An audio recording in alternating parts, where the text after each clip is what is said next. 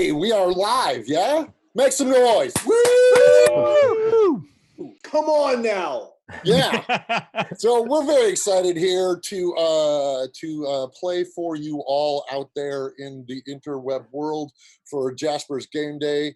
All of the donations are going towards a fantastic cause. So thank you all. I'm going to let everybody else say their hellos and welcome yourselves. Starting wherever you want. Woo. There you go. I guess I'll start it off since I'm first. Yeah. Mm-hmm. Yeah. All right. So, hi, I'm Jay. I go by NeoFet3 on Twitter, but I'm excited to be here. I'm going to be tonight playing our gnome warlock, Pack of the Tome, called Remy Owlbear on the Fern-Toll Owlbears. Now we'll kind of Brady Bunch down to Anna. Oh, hi, I'm Anna Prosser. I'm here to play Harith, the Shatterkai swashbuckler assassin, who a couple of you may have seen once before. I'm excited to bring her out again. Nice. So I guess we'll go right to the side for the traveling G there. My name is John. I am the traveling G on Twitter, and my character's name is Jinx, an arcane trickster. Nice. Yeah, I'm actually pretty excited. I wasn't expecting to be here, but it worked out. It did work out indeed. James. Hey, I'm James Intricasso. I'm at James Intricasso on Twitter, and I will be playing the gnome artificer, Monty de Fortescue, who has a mysterious bite on his skin that he is trying to cure after a night of drinking. He thinks a lycanthrope bit him. Is that true? Only Todd knows. Matthew. Yeah, my name is Matthew Lillard. I am playing Blip, a monk. I have never played a monk before, so I have every intention of screwing up multiple times. And feel free to tell me how bad I am in the chat, because I look forward to those comments. And what is Blip? He is he's a grung monk. Grung monk. Yeah, another thing I've never played in my life. So I'm excited to expand my repertoire tonight. Woo! Done. And apparently you can buy rerolls. Yes. I have an intention of never missing a single attack in this game. Best laid plans. Doug. Doug, you can reach me on Twitter, Doug in Texas, and tonight I'm going to be playing a Water Genasi cleric. Terrific. All right, and I'm Todd Stashwick. I will be dungeon mastering tonight's game. Now, I'm not a rules cop. We play and we tell a story together. It'll be about the fun of the story. So don't come at me if I do something different than the way you do it at home, because we're here to have fun and raise money and enable so there's a little thing here. Okay. I don't know how to do anything. They're sending me little messages. I don't know what to do with them. So That's the Tiltify link, so all of us can just pay $50 when we don't like our rolls. I'm still trying to figure out what an Instagram story is, so don't worry about it. So welcome, you guys. You guys all have introduced your characters and what your names are and what your races are, what you're playing tonight. I have, obviously, for the sake of this one shot that I've written, I've kind of cobbled together a reason why you're all together, and so I will go out. I will tell you all that in just a second. What I also do is, because it's a one shot, I'm going to award everybody an inspiration point out of the gate. Woo. So, and the way I like to run inspiration is, if at a certain point in the game you want to do something freaking awesome, cinematic, completely crazy, that might bend what you would normally think is the rules, but you're like, you know what, I'm going for broke. I'm gonna use that inspiration point. You also then, once you spent it, you don't have it, but if you do something else just cool anyway, which is chances are, y'all can award each other inspiration if you feel inspired to do so.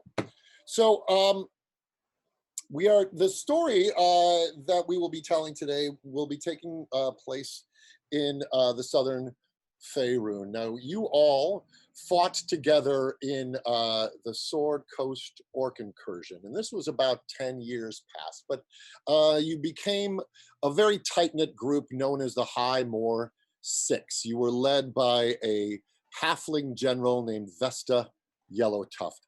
Vesta saved your bacon more than once. You all, at some point or another, owe this woman your lives. So when she asks you to do stuff, you tend to do it out of loyalty and love for her. She has since retired her adventuring days, and she has retired herself to a little seaside town in the Tathir Peninsula. It's just a little west of Moran. It is called Tilakamori. It is a seaside halfling village. It's kind of off the map. Whatever elves made the map at the time chose not to include this village, which is good because it's good for trafficking magic items in and out kind of secretly and quietly. Moran is the big kind of whaling fishing village, and it has more eyeballs on it. So a lot of people use Tilakamori. So Vesta had set up her little shop, her Vesta's Holdings and Conscription, which is kind of a front for her moving of magical items through the port of Tilakamori. Now, you are just finishing up one of the tasks that she had given you. She had tasked you with delivering this young boy, this magical prodigy, into the Nelanther Islands to drop him off with a sorceress named Belamaji. She was taking the boy in her charge for schooling. So the mission was complete. It was a complete success. And now Vesta is waiting for you to return. The boy had been dropped safely off with the sorceress, and you only had one task, and that is to return to the seaside town of Tilakamori to meet Vesta at her shop for the confirmation of the task. It's what you always do. She sends you out into the world, you do your thing because y'all are good, and then you come back and report you to her so that she knows nothing went wrong. And she also she's an amazing cook. So she prepares all of your favorite meals. So it's always great to go back and see Vesta. The voyage across the trackless sea was without incident. Dare I say it was pleasant. The ship, a standard size wooden cog, large enough to ferry the party of 6 and crew with sufficient comfort on the days-long journey from and to the Tathir Peninsula. Just so you guys can get a little idea of where you're at. Here's yeah, right? This is my little handheld version as opposed to all digital. I'm so analog. So Nelanther, they're in here. Y'all are sailing back this way, and Tilakamori is kind of here, and Moran is there. Just to give you some idea of where you're at geographically, and this is in the southern Faerun. The sun slithering up the horizon, casting an early morning tangerine glow across the sky, and Tilakamori is in the distance. The boat approaches the pier. It's about a quarter mile away. The crew readies for docking. Josto, a water genasi cleric, stands on the deck. He breathes in the morning air. His eyes look to the shore in the distance. He notices the normal morning bustle of the shoremen is curiously absent. There's a subtle, low, golden fog wisping its way through the streets. Josto is unnerved. He calls to the rest of the party. Monty, Harith, Deblip, Remy, Jinx. Did I forget anyone? I don't think I did. I got everything. He calls you all. They all join Josto on the deck, and they scan the shore for something, anything, anyone. They see nothing, no one. They look at each other, worried. A strange, dry sound fills the air.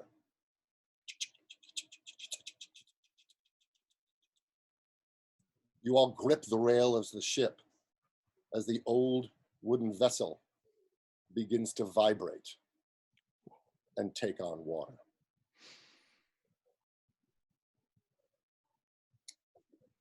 Now I do not think our ship should be doing that. Oh No. Ew. I'm gonna move into action, Todd. I'm gonna Blip is amphibious. And I'll look at my compatriots. They obviously know we've been traveling together for a long time. As a grung, I'm gonna check it out. And he hops over the rail. In fact, he's gonna use his 25-foot standing jump and go up high and look down into the water to see what's below him before he lands in the water. I love his little feet going. So as the water is rushing to meet your little bulbous toes before they break the surface, the water on the side of the ship is just churning, and what you're seeing is splintering wood coming up and churning. Now all of the crew members are freaking out because now the whole boat is starting to tilt into the water. You have now sploosh broken the surface of the water, and you are now in it. So okay, the boat is now tilting this way. There's nothing I like better than immediately doing something stupid in a game. I'm gonna just jump into the chainsaw action that's below the boat, destroying the boat. But as I'm in the chainsaw, as I hit that water, do I get a sense of what the heck's happening? How good? Well, there's a lot going on. Are you? Which way are you facing? You were facing away, looking in. Which way are you facing right now? So I went straight up high, yes, above the thing, and just went over it. And as I'm diving down, I'm going face down what I think is the water. Yeah. And now all of a sudden, as I'm heading down the trajectory, I realize there's something happening. Yeah. So you're now in the water. Are you facing the boat? Or you're in the water? Like, are you facing the bottom of the ocean, or yes, are you turning to look at the water? Okay, so what you see is the churning and of shredded wood and water roiling towards you. You're kind of in the cloud of it in the water. I say prayers to the highest gods I know because I have a feeling I'm about to die. It's a 22-minute game, and I'm going to accomplish that. I'm kid. I play. I'm kid and play. The rest of you were on the rail of the ship. The ship is now starting to pitch a la Titanicsize. Titanicsize. That's a verb now. It's starting to. It pitches and it's starting to go into the water. I need you, all of you who are on the deck, to roll me a dexterity check. Okay. Well, I just want to say that, before this all happened, my head was over the starboard side because she doesn't like boats. So she was vomiting. Right. So when all this was happening, she was looking and says, I knew this would happen. I knew this would happen. She's so sad. Well, your wish came true. So you, with your head puking over the other side of the boat, you see a similar vision on the other side of the boat, this roiling of water and bubbles and wood chips. So while D-Blip was doing what he was doing, I wanted to send my familiar up, an owl, up in the air to find out, to fly around to see what's going on. Okay.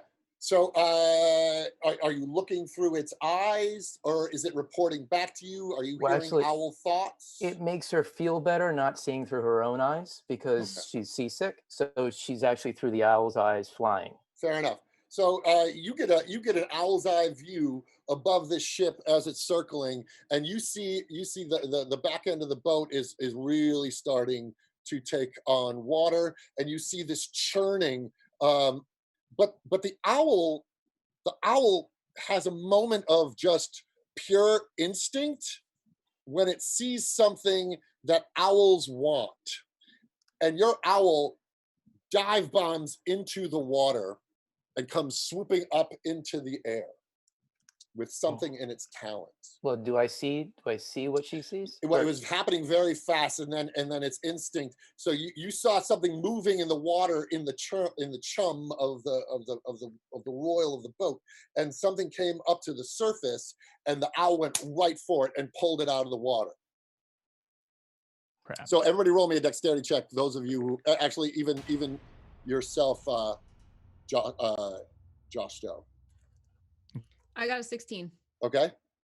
22. Okay. I What got a was that? natural 20, so it's, I guess, all Okay. downhill after Ooh. that. Remy? 11. Okay. Yeah, I got a 21. Okay. So everybody except for Remy were able to brace themselves kind of again like Titanic style. So you're hanging on. Remy, you go skittering towards the wheelhouse, and you just take one bludgeoning damage as your head kind of bonks into it. But you're now starting to float because the water is starting to rise as that boat is going down. How close am I to the shore or the decking? So you guys were about when you first looked out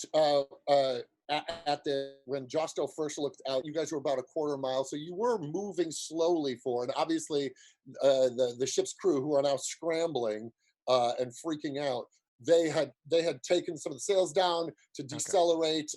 So you guys slowed your roll heading towards that pier. Just try to get out of the water and try to make my way back up if I can. So you're going to scramble and try to find purchase along the wood. Yeah, roll me an athletics check real quick. All right, Ooh, this is bad. Are there there's ropes, right? Like we're on a boat. Yeah. So is it you're like an possible? old wooden cog. Would it be possible for Monty to and I'm comfortable spending inspiration to do this, like cut a rope to swing down to offer Remy some gnome help, like in his teeth, like swing down, grab him, and then start the climb back up the rope to be out of the water? Okay. I love it. And you realize that as Remy grabs something, it breaks because I rolled a natural 1 with a -1 athletics for a 0. As I'm falling backwards going, I'm about to die. And I look in your eyes going, help me. Thank you for telling me how you spectacularly failed. So you're gonna Errol Flynn in on this rope, yeah? Yeah. Then roll me an acrobatics check, because this is some fancy swashbuckling nonsense here. You got it. I probably should have let the swashbuckler do that.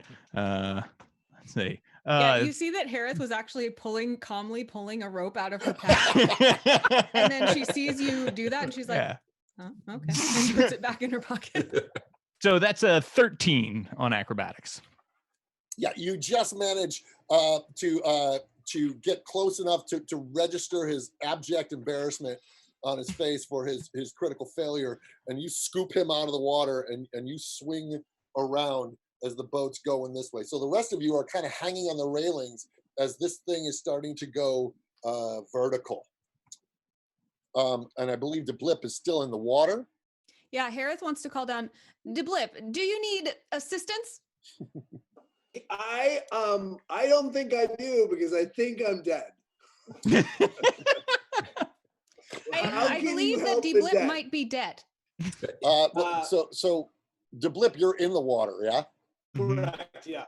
Right. All So right. you were looking back at the boat, and you can now kind of see it pitched up, and what you see peppered along the whole base of the boat are massive holes. Roll me an investigation real quick. 14. Yeah, and so you can kind of see as you're sort of coming up out of the water as all of this chaos is going on, you see these massive holes, and what you see chewing out and pouring through the holes are all the rats that were stowed away, and they are splashing in the water, and they see you now, and some of the ones are just swimming right towards you. Okay, great. I feel really good about this. So, if I get a sense, with my 14, do I get a sense that the holes have been made by the rats, or the rats are escaping?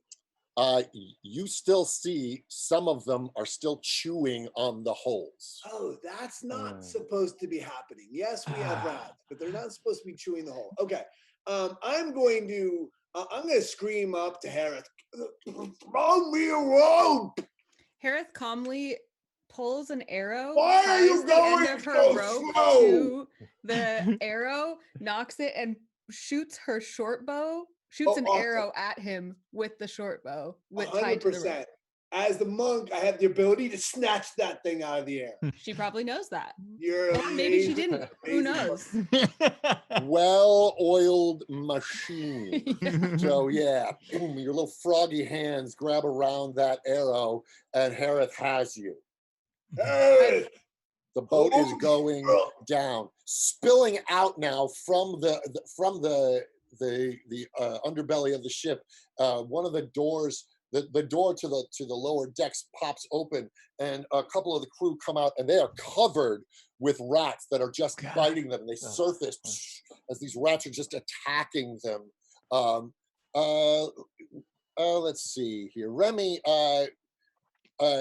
I'm assuming you guys swung away and you're stabilized. So I want you to roll me a perception check. All right. All righty. A little bit better. Perception, we're going to go with is 14.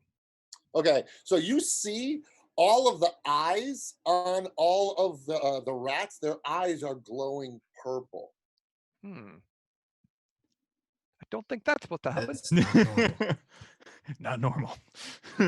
So now there's a couple crew members that are being attacked, and the rats that are in the water are swimming towards. The boat is going down. So we're now kind of at Titanic tip stage. So it's a matter of moments before the whole thing submerges. So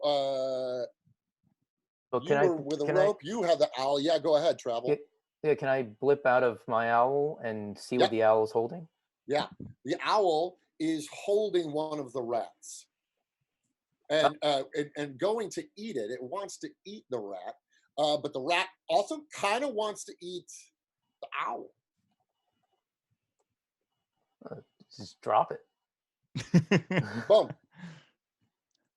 So the rat drops your owl drops the rat, and the rat hits the water and starts swimming towards you.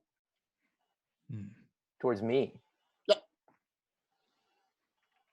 Well, I take my my slingshot, and I'd like to try to hit it. Excellent.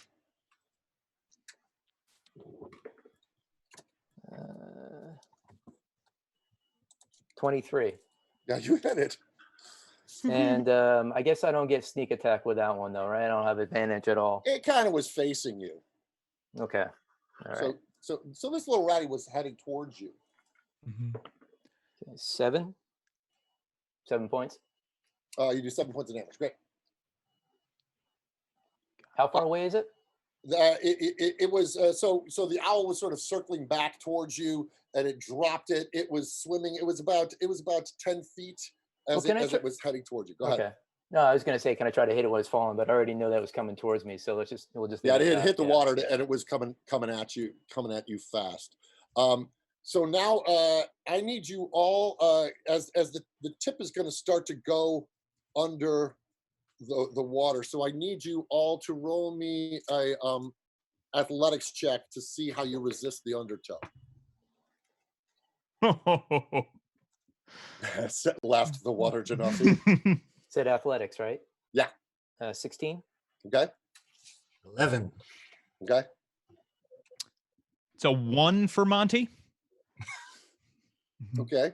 So Did you say we've all fallen in the water now? Well, the boat has now sunk, and now there's an undertow pulling you into I imagine the water. Harith is like completely unruffled, but has like she's trying to pull Deblip in, and she's just slowly step by step up until the top of the boat, and now it sinks under, and she's like, frustrating. You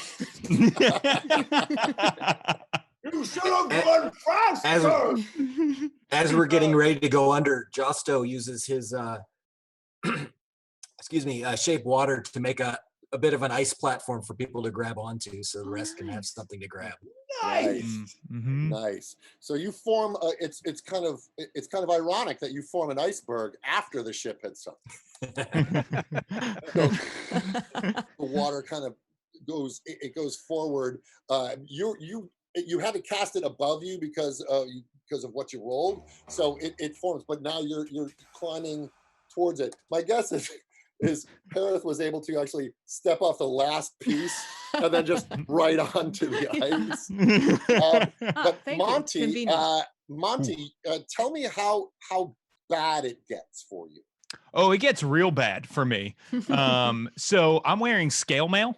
I'm just like a stone sinking to the bottom of the ocean. I feel like the ice probably forms above me. So now there's like this barrier for me to even get up, right? To get some liquid, or to get some air. But as I'm going down, I reach in my pouch. I have like a messenger bag on, and I pull out a glass vial that's empty with a stopper in it, and it starts to fill up with this green liquid, and I down it, and when I do, I grow gills all of a sudden. So I continue to happily sink as I wave up through the ice and give everybody the thumbs up. Unfortunately, Remy's with you, and because I rolled a 3 on my undertow, I see this, and I'm like, and as I'm going down, roughly how far is that ice sheet?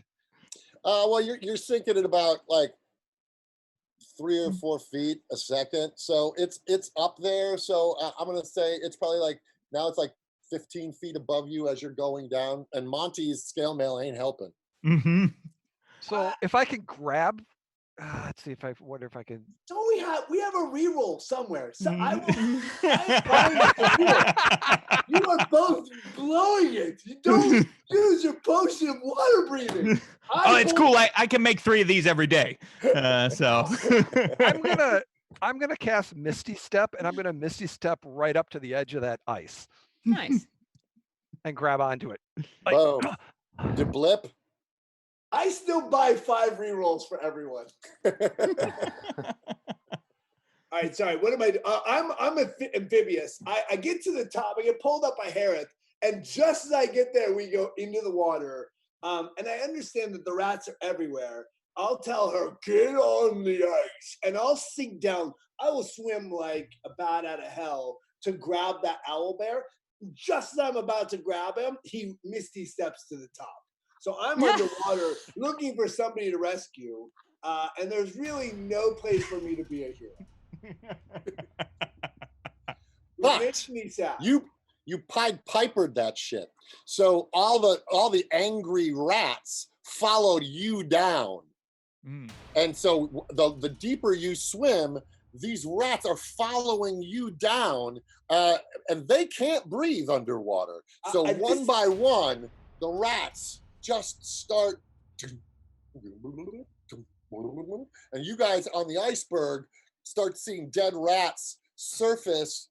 As they're swimming towards me, I grab I'll grab my my long sword. You know, he's got like a little katana, and it's a short sword. He'll pull out his katana, and I'll just barely cut my blood so I lure them closer to me as I continue to descend. I'll look like I'm flailing underwater as blood billows up. Ugh. Now your compatriots don't know that you're doing this, so what they saw was you swim at the bottom, rats following you, and then your blood surfacing to the top of the water, ebbing and staining the pristine ice that they are all seated upon. I want to see who starts crying first. My expectation is that they're all going to start gently mourning the loss of Blip. Harith is going to take her short bow with the arrow that's still connected to the rope that you let go of and aim at where she thinks the blood is coming from and says, I will bring his body to the top so we can mourn properly, and shoots the arrow straight down, trying to hit you with it and tow you back up. Well, since the water is murky and bloody, I want Blip to roll me a dexterity check just to make sure you don't get hit. Do you want me to roll a check to see if I even get close to him anyway? You have a problem? No, not a problem. You want straight dex check? Yeah, because this thing is, because there's rats and all this. You were sort of blindly shooting, not in terms of pointing in the area. Yeah. Yeah. You know what? Let me sick your dice rolls on each other. So Yeah, why I got don't a you? 20. What'd you get? I'm an amphibious monk underwater. I got a 20. So Oh, I dang. A nat or a dirty? No, dirty. Okay. My attack roll is only a 12 from the short bow. Okay, so yeah, and I would quite honestly, it would have been a disadvantage with the Disadvantage, amount yeah. of stuff in your way, Mhm. but the monkey frog senses it, so he sees it as you're doing your little spin away. That rope comes right down in front of you, and you know whose rope that is. Yeah, sure. We've been here. I'm gonna how are we doing on the rats? Are they Most of the rats have now, like I said, that you Pied Pipered them to the murky depths, and good. they all. I'm gonna take an arrow. I'm gonna stick it in my armpit, and then I'm gonna go limp as if I'm dead. Let it pull me to the surface. So I'm gonna try not to laugh as I breach through the rats, and I'll take the blood as if it's like all over me. But so we're all on the ice seeing the blood coming up, correct? Yeah. All right, so I'll take out a pen and draw a line across his name on my arm and say, another one gone. I knew this would happen. You, brother. So I'm now, pulling him up. so Grog, yeah, you haul him up. But my guess is you've seen him do this before. Oh Grog no, likes to play dead. he is dead. What will we do? We must mourn him. How about I cover his mouth and nose to make sure he's not breathing? And she like claps down on his mouth and nose. Oh, miracle! Why You are are you always alive. doing the blip fun? And my owl will swoop down and give him a little dropping on his forehead. I hate all familiars, and I try to lash out with my poison tongue. Get away! The owl reacts, fluffles its feathers, and it kind of squawks up, and then it slowly goes back, and he lands on your shoulder. I'll say, in truth, there's something evil in this boat. Those rats were possessed. We are not out of the woods yet. The crew are swimming towards the pier. They're towing the ones that were attacked with them. You guys are kind of just drifting on this iceberg. Is the rat that I dropped still in the water? Yeah, you killed it before the boat went under. Okay. Yeah, but there's a bunch of dead ones floating about. Is there one alive? Roll me a perception check.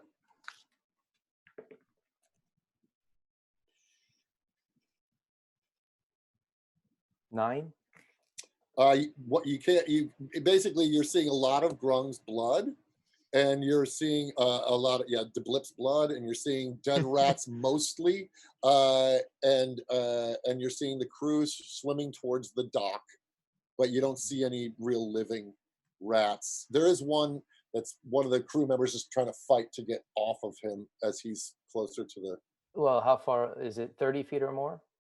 Is the crew member? Yeah, because you guys are now about. You were a quarter mile. You're now about. You're closer to the dock, about halfway when you were before. It's. Can I just do a mage hand and pick one of the dead rats up and see if I can open its eyes and see if they're still the same color, or they're just. Oh yeah, you can pick up a dead rat. Oh, I want to use my mage hand. I'm not touching that. Yeah, so you cast mage hand and you lift one of the dead rats out of the water. And does your familiar have a name? Atha. Atha. So Atha kind of like looks at it and cocks her head, and you check its little eyes, but the eyes have gone dead. Okay. Yeah.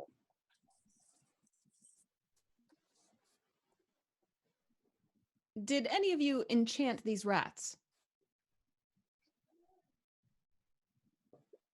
I will take that as a no. Blip had nothing to do with rats. This is not good.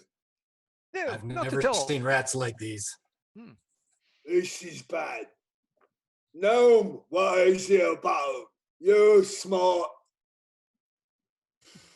Your iceberg is now so- starting to drift Gotcha. towards At this the dock. point, Yeah. Monty will surface because I also, when I drank that potion, I got gills, but I also got webs between my hands. So I'll come behind it and I'll start to kick and I'll say, well, it looks like it was some kind of enchantment, Blip. Why don't you help me direct this towards shore? You kick. You kick. Oh, Joe Stowe, will you get in here and help me, please? I'll do a standing jump again, and then flip on the top, and then come crashing to the water. I'll help as I jump up. I'm gonna take a look around to see, because we didn't see anything happening on the shore, which tells me I just spit all over myself. Which tells me that something is not good over on the shore. So as I jump up 25 feet, I'm gonna look to see if I can can I get a perception check? Yeah. Okay, great. Yep. Is that perception or is that? Well, you're not close enough to investigate, so you're sort of scanning the environment in the distance. So let's go with perception. Okay, great. I'll let you roll with advantage because it's very pointed. Great. 15. It's 18. Yeah. So what you see, and it's like a New England town. So it's like you're kind of like in Salem or a port city in Boston area. Mm-hmm. You see the little shacks, and a lot of them are halfling sized, and they have that Popeye Altman Sweet Haven look. Everything is windswept. It's like Malta. The pier. You see other boats, but some of the other boats are also sinking off to the side. But you don't see any people. What you do see is a light wisping. Occasionally, you think you're not sure. Glinting off the sun is like a golden fog, and then it's gone. But it's just sort of wisping, kind of the way snow drifts off the top, just like really light, and then you kind of don't see it. It's not thick. But it's there. Very ethereal. Okay. I'll come crashing down in the water, and I'll say to the team, "There's a golden wispy thing wisping about."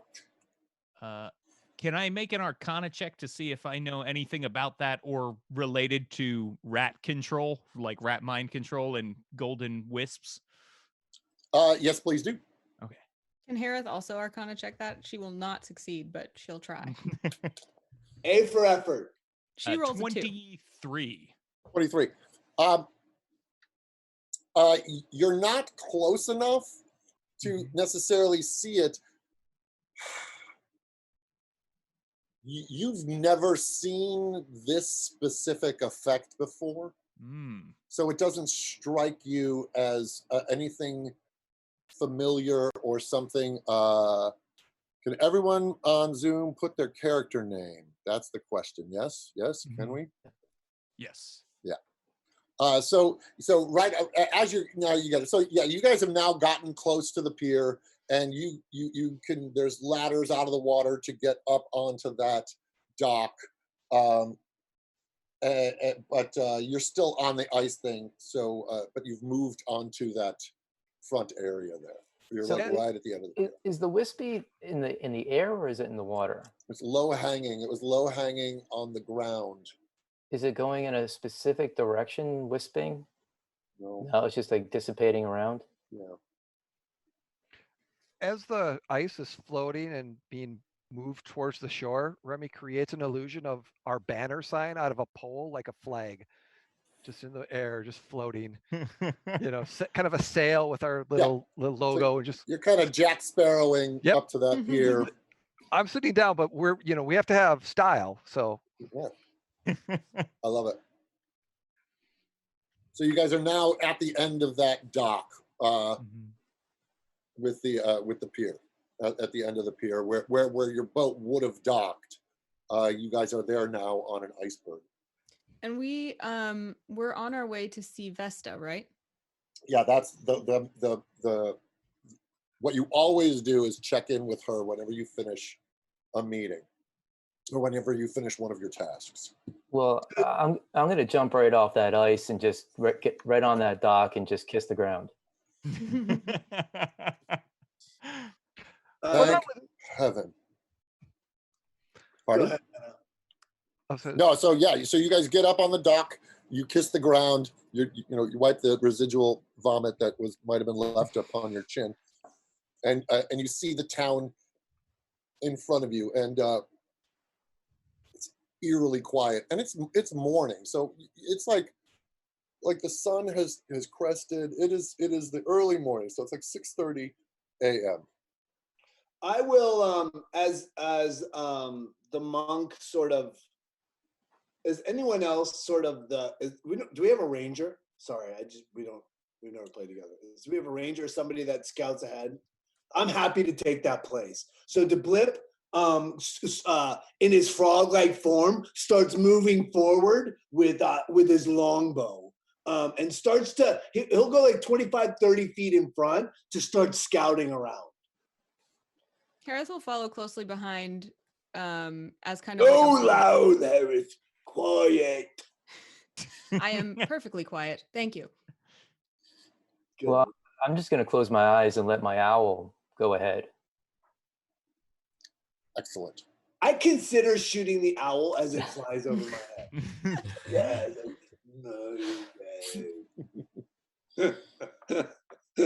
But whenever you do that, I always have a slingshot right at your head. But my eyes are closed. It's like Reservoir Dogs. Yeah, my eyes are closed, but I know where he's at. Yeah. If you hadn't saved my life that time back in the wars, I would have dropped that air. I would have dropped your owl. You know that. You know how many times I've crossed your name off my arm? Okay, fine. All right, and then I move forward. So you guys, it's a normal port. There's boat houses and tackle shops and restaurants nearby. Most of them are halfling size. There's an occasional building that is built to accommodate those who are taller, of taller stature, because they know what butters their bread. There's some traffic through this area that requires people taller than halflings.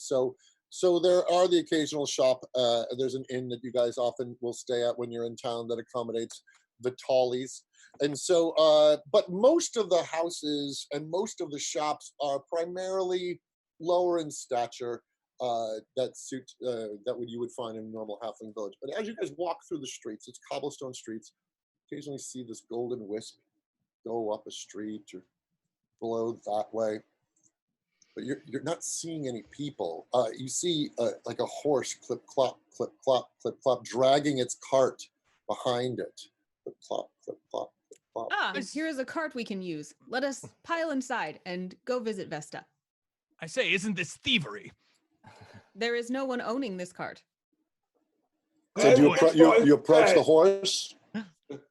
I'll say everyone's dead. Everyone is dead. The car is yours. We're gonna be dead too. We don't figure it out. The golden wisp, is it singular or many of them?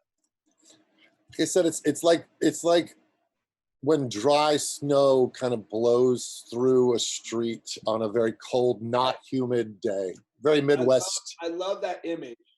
But my question is it like multiple wisps flying? Yeah, everywhere you look, you'll see a little bit that way, that way.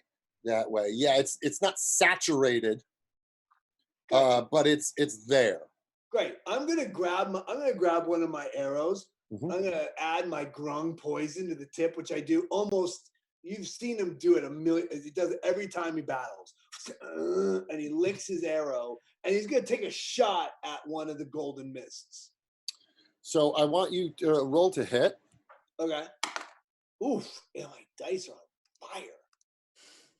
on fire. 21, dirty. 21. Yeah. So that arrow, so you see a bit of that mist there, and that arrow, and it boom plunks into a barrel.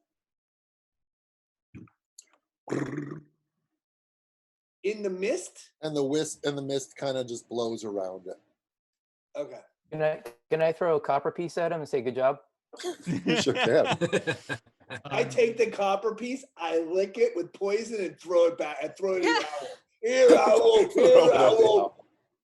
Well, if we are going to take this cart to Vesta, it will give me a chance to cast a spell that might reveal the school of magic behind these wisps. Well, whatever you do, why don't you wait a little while longer, for God's sake? The entire town is dead. What are you waiting for? So Harith, you approach the horse, and the horse is clearly agitated, and you're like, hey, big fella, the sun's getting low, and you kind of walk up to it, and you horse whisper it, and the thing calms down, and then you signal everybody, and you all get in. Do you all get in the cart? What Yeah, color climb are into the back? What color of its eyes? Good question. Just a gorgeous chestnut brown. Oh. I know. I don't. I'm going to keep scouting ahead, Todd. Okay. As they all milly-mally around and wait for things to do, I'm going to continue to take action and try to move us through the golden mist before we die. So you're in the cart, and I'm going to assume Harith is sort of leading the horse. Yeah, I'll drive. And I'm But going to I'm start I'm not in the ritually cart. casting. Oh, sorry. Go So ahead, Matt. my owl hasn't seen anything then flying higher above?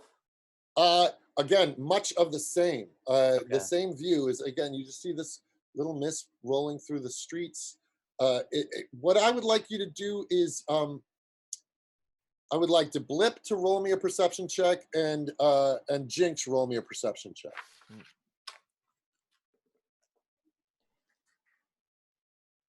16? We can't hear you, Blip. You went mute on us. I mute myself when I yell at my children. Oh, fair enough. I rolled a natural 1, which I'm expecting to get a reroll from somebody out there in the world. So Well, you yeah. got 5 We have rerolls. 5. Yeah. We got 5 rerolls. I reroll. So- Permission to reroll from Yes. the group. Reroll. Yes. Yes. A 16. Great. Yes. So both of you guys, you don't see so much as get the feeling that you're being watched. Like, you feel eyes on you as you move through this village, and Harith is steering the cart. You guys know where Vestas is. It's not far from the fish market area, so you kind of go up a cobblestone street, and it kind of jukes up to the right there, and you're approaching Vesta's thing. But you two, to Blip, as you're scouting ahead, and Jinx, you get this feeling, like the hair on the back of your neck, like you're being watched, like you're feeling eyes on you from perhaps the windows. That's what you're feeling. So am I in the cart? Because I had closed my eyes at that point, so everybody got in the cart. So am I left behind? Well, that's why I asked, did everybody get in the cart? And Yeah, okay. my guess is, again, well-oiled machine. You guys, Yeah, when we he would goes definitely into eyes pick you closed up. mode, when he starts I'm precogging, used to Jinx doing this, so I help Jinx get into it. yeah, great. Look, there he goes. And then you help them into the cart. So so you're clip-clopping along in the quiet streets, but you're feeling like people are looking at you from the windows and whatnot. So now you're getting close to Vestas. I'd like to, while we, like, from the moment we get in the cart, I start ritually to casting detect magic to see, like, is the mist magic? And then if so, is there a school of magic related to the mist? So roll. Oh, do I? So it just, it's a spell. So typically it just works, but I'm happy to roll too. it just no. It works. You get a. Well, the ground immediately glows, right? Oh, okay. and so do all of your magic using cohorts. They all just show up on your heat vision. You can kind of see all of them popping up, and the ground glows. what you're feeling is it's a familiar spell, but it feels juiced. Oh, Feels juiced. gotcha. And is Blip like standing in the middle of all this magic now? Well, Blip has walked towards, and again, it's not a lot. Like Right. it's very low, and it's here, then it's not here. You can see the cobblestone streets. It's not like you're walking through thick fog. It's just this dusting. But you've now approached Vesta's holdings and conscription. Got it. What you do? I'll tie up the horse to something and give it a pat. Mhm. Thank you, beast. And then I'll just turn around and walk in as I always would to see Vesta. Like no change whatsoever to Harriet's behavior. Can I stop you before I get there?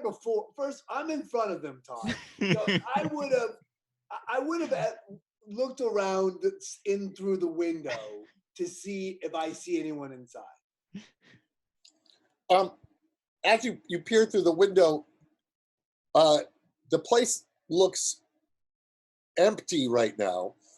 It kind of has that Da Vinci's lab to it. Like there's a flying contraption, and there are bottles wrapped in rope. Yes, of course. Yeah, it's like a medieval pawn shop.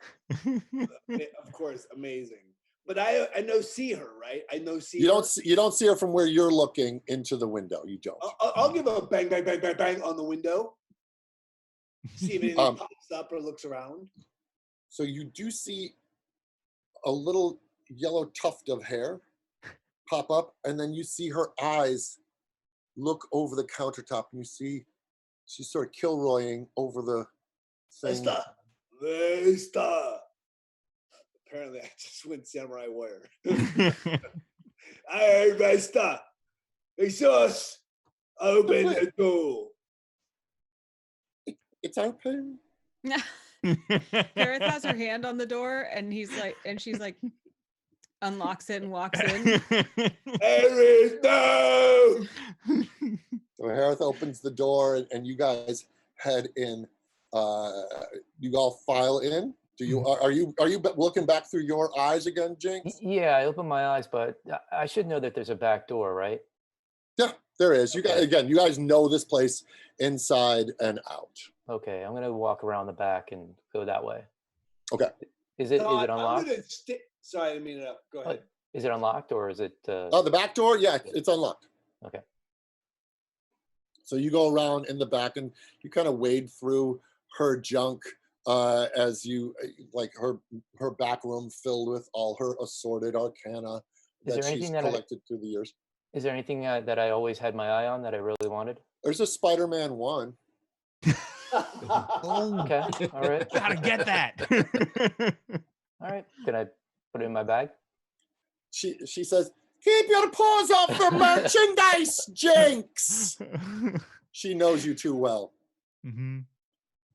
I will, as I'm in front, as I always do, I'll standing jump up to the roof and climb up to the peak to keep an eye out. Okay.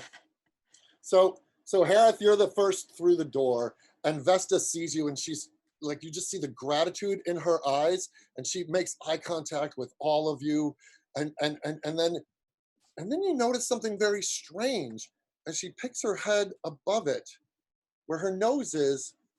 You see whiskers, and her ears are big and pink, and then Jinx coming in the back door sees her sort of standing full height behind the counter, and you see a very long pinkish tail growing out of the back of her her little halfling butt. So but she's actually made room for it, so it goes through the pants, or it's not Disney, like Gus, but so she's got like a little she's got like this pinkish tail, and she's got ears, and her little hands are little, like they're little rodent hands, but she's still halfling size. She's maybe 3 or 4 inches shorter than she was before, but she's like, "Goodness gracious, it's so good to see all of you. You made it." Harith does not react at all to this change in her appearance. And it's just like, it is also good to see you, Vesta. Have you made delicious food as usual? Been a weird couple of days, Harith. For what reason? Everybody, we all started changing. Is Josto standing still? Josto, I haven't gone inside. I'm still standing out Right. by the Okay. cart. so you're out. You're outside. So the people that see are Jinx, Monty, Harith, and Remy. They all see what Vesta has turned. into. Okay, I'm gonna do minor illusion and put bunny ears on Monty. Monty probably does not notice, right? And so he says, well, I say, have you been bitten by a were-rat? I myself have a bite here, and I think a lycanthrope might have gotten me. Now, may be possible I haven't exhibited any signs of the change yet, but it will be coming. Perhaps we should. What cut was off the part of you- question? Have I been bitten by a were-rat? No, I haven't. No, I haven't. This change started about 2 days ago. And is anyone else undergoing this change? Everybody in the bloody village. That explains a lot. Have any of them gone full rat yet? Slowly but surely we all are, but not just yet. We haven't. No. Oh, all right. Well, that's good. Me I feel have to better tell that ya, the she's like the mountain only- of rats we killed in the ocean is probably not people, so that's good. So she's pacing, and then she hugs everybody that's in the room. She asks, she assumes the blips on the roof, and Mhm. so and then she doesn't even phase that. She looks at Monty with the rabbit ears, and she goes, "Knock it off, Jinx. We've got bigger fish to fry." What have you done to me this time, Jinx? I So- say. So she starts to tell you about when all of this started to go down. And she tells you the story, and she would rather have all of the crew in here so she doesn't have to bloody repeat herself. Jinx, come So on in. She peeks her head out the door, and she looks I at dare you. I'm not going to yell for you. You hear from the chimney. I hear you. Exquisite. So she goes into her story.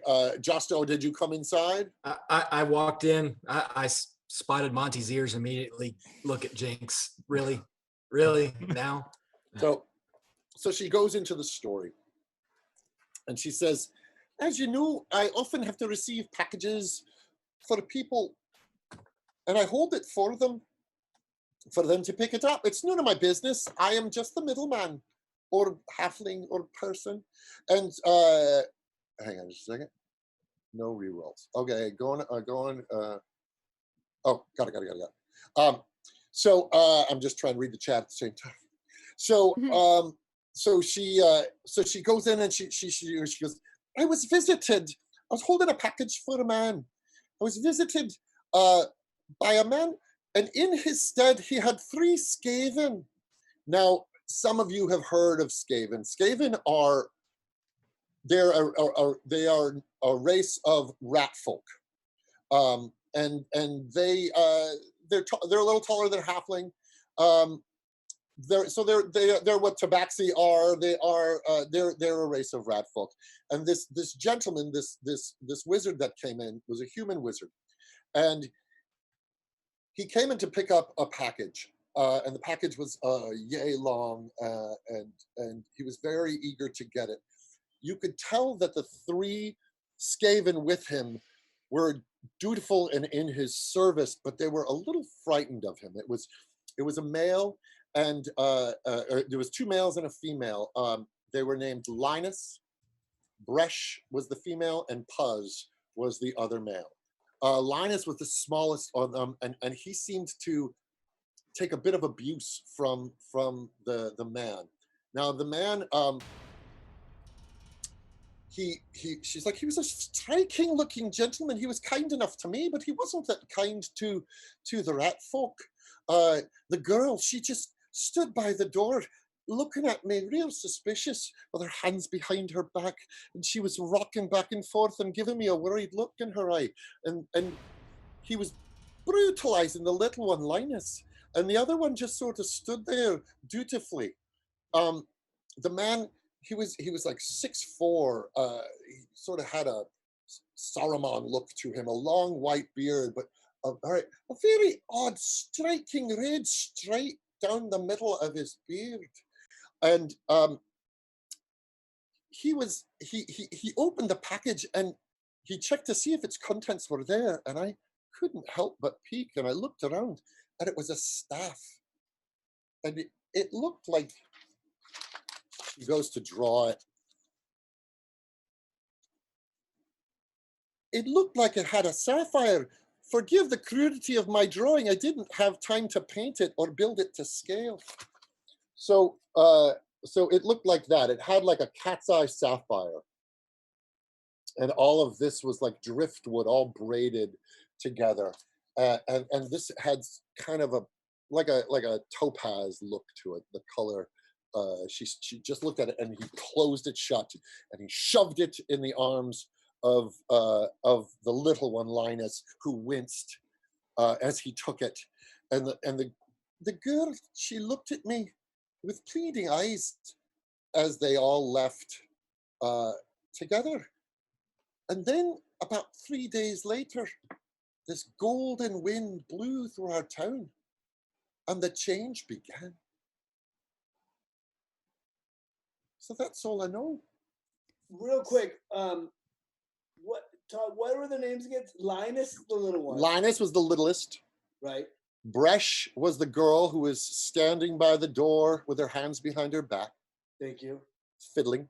And Puzz was the other one, and he was just sort of resigned to servitude. And what's Sourman's name? His name is Corrigan. Corrigan.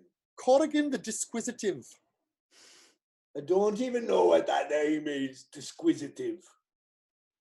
It's another way of saying curious, I think. Disquisitive. Do you know where he comes from, the Disquisitive? Do you know where he comes from, the Disquisitive one? He yells down the chimney. They wouldn't tell me where they were going or where they were coming from, and I don't usually ask. It's none of my business. It's why I've been in business so long. So there is no food. I've got some cookies. That will do. Harith goes and gets them. So yeah, so the cookies are brought out, and she's snacking on them. Remy, roll me a perception check. All right. He's been pulling out his book occasionally and making it disappear. Oh, dice are not being happy.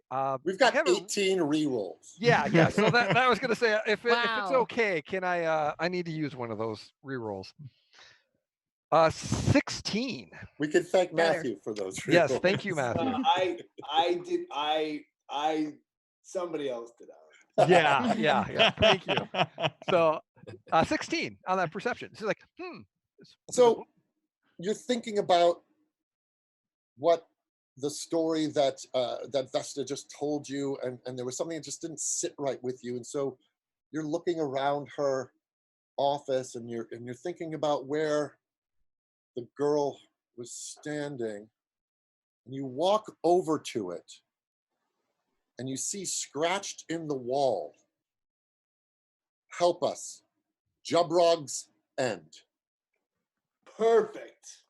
well, that's quite unusual. Everyone, I think I've got a clue. Yes. Jubrog's End? It says Jubrog's End. Help us. Do we know Jubrog's End. Jubbrog _SEND. Say, I have heard tell of this Jabrog before, a mountain giant fellow tasked with guarding one of the veins of Mistral, you know, ley lines, areas very strong with magic, in a mountain cleft in the western seaside point of the Small Teeth. Legend has it that a consortium of wizards defeated the giant and built a keep over the cleft to control the area of magic.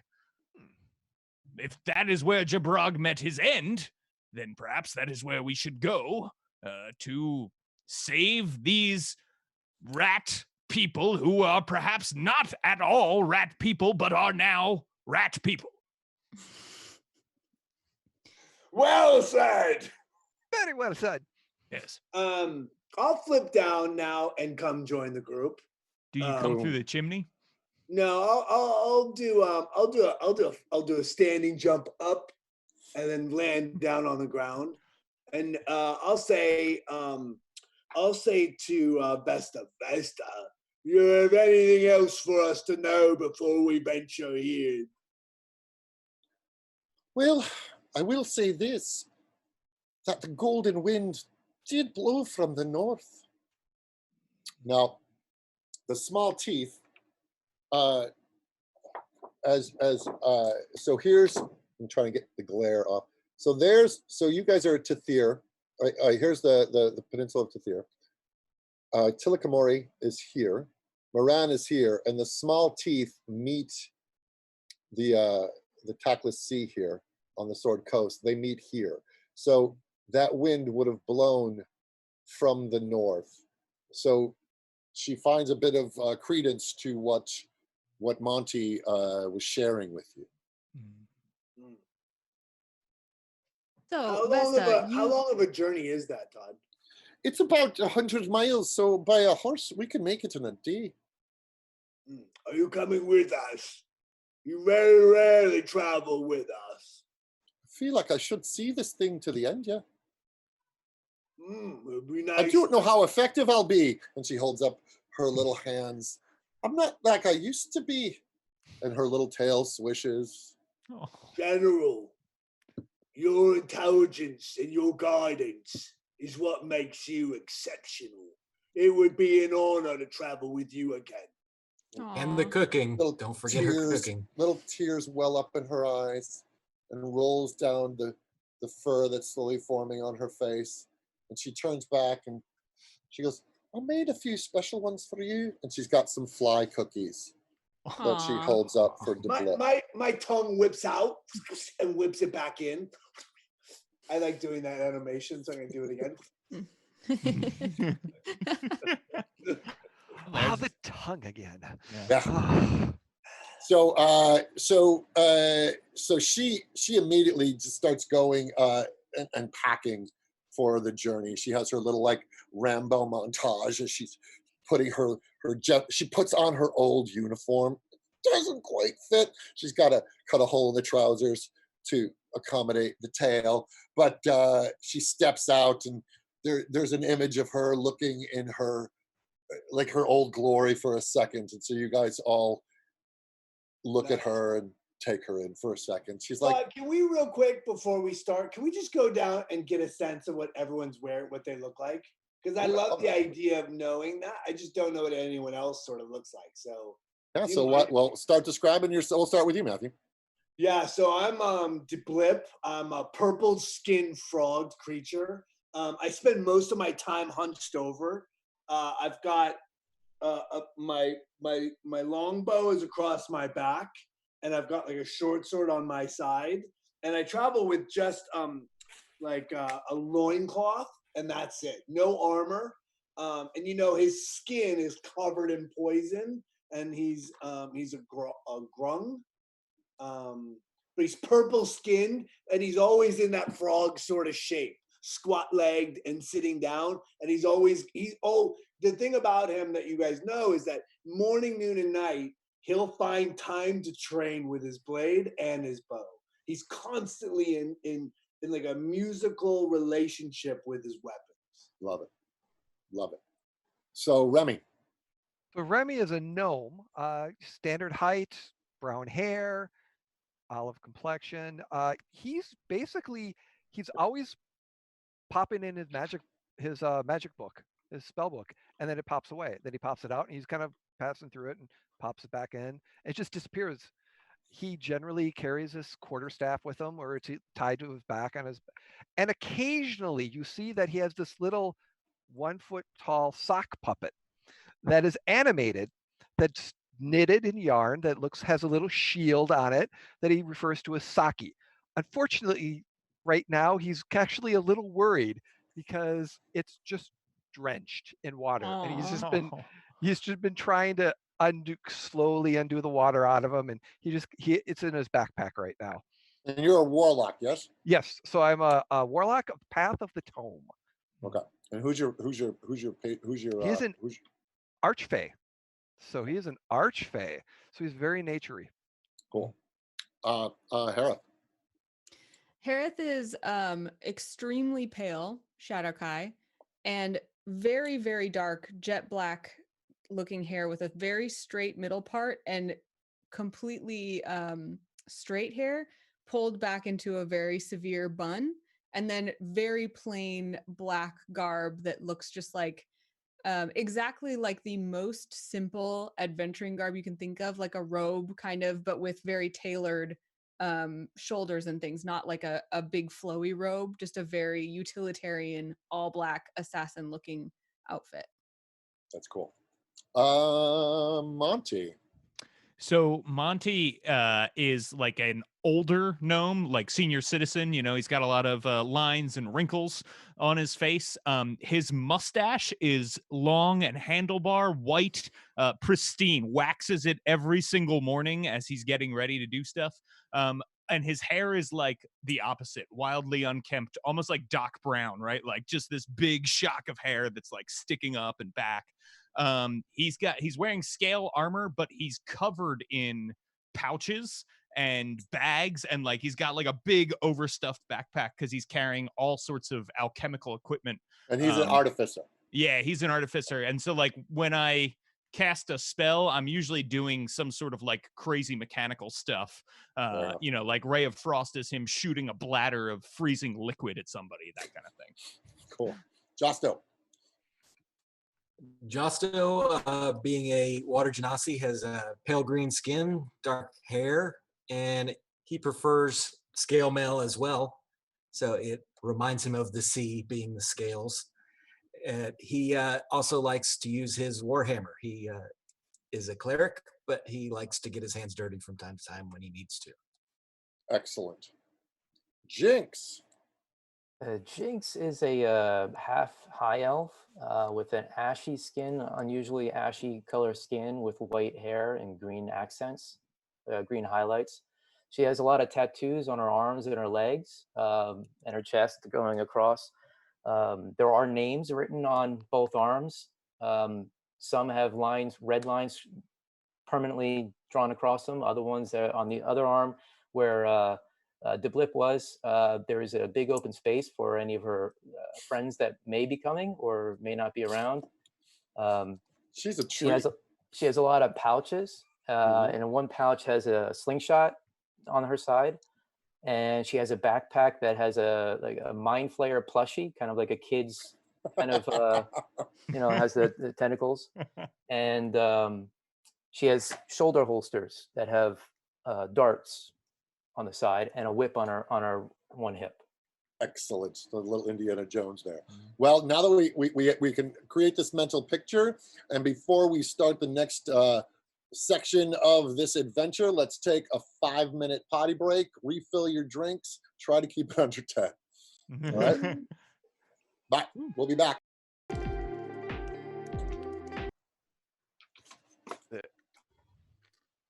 We're back. Hey, so I hope you all took the time to donate during the break, because as much as we all love playing this game, the reason that we've gathered here today is to really raise awareness and raise money for suicide prevention, not to bring things down too much. The person who introduced me to the game when I was a 10-year-old boy was a family member, and he took his own life. So there's a deep connection to this cause and personally to this game for me. So which is the reason when I was asked to be here, I showed up front and center. So take the time while we're being while we're being fools for you, for your entertainment. Take the time to dip into your pockets and whatever you can give. D&D Beyond will give out a legendary bundle if we hit $7,000 tonight. A legendary bundle, if you're a D&D player, is an immeasurable resource online of the books to have at your disposal. I use them constantly. So that's my little spiel. But yeah, we're here for the cause as much. We're here to play the game for with each other and for you. But we're here for this cause. So please give. All right, and we're back. So we have now headed out into the city to go get some more horses, so that we can head up the coast, because the fastest way to the Small Teeth is to sort of stick by the coast. As you guys move through the town and you see the slight golden wisps as they come, you sort of sense the people peeking from the windows as you go, and you see all the little snouts now looking at you because they see Vesta is with you, and she sort of gives a nod to the people as you pass, letting you know that we're trying to do something to right this wrong. What I want you all to do is roll me a Constitution check.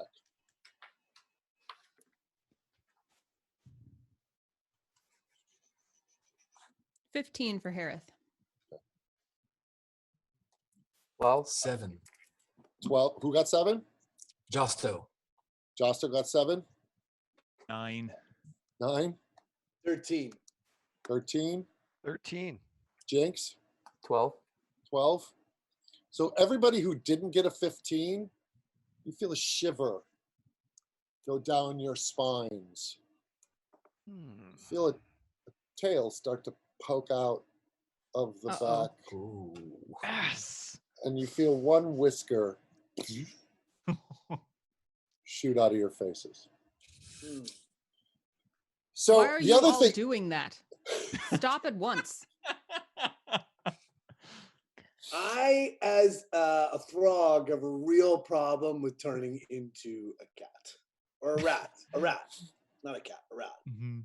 Either would be bad. Either is bad.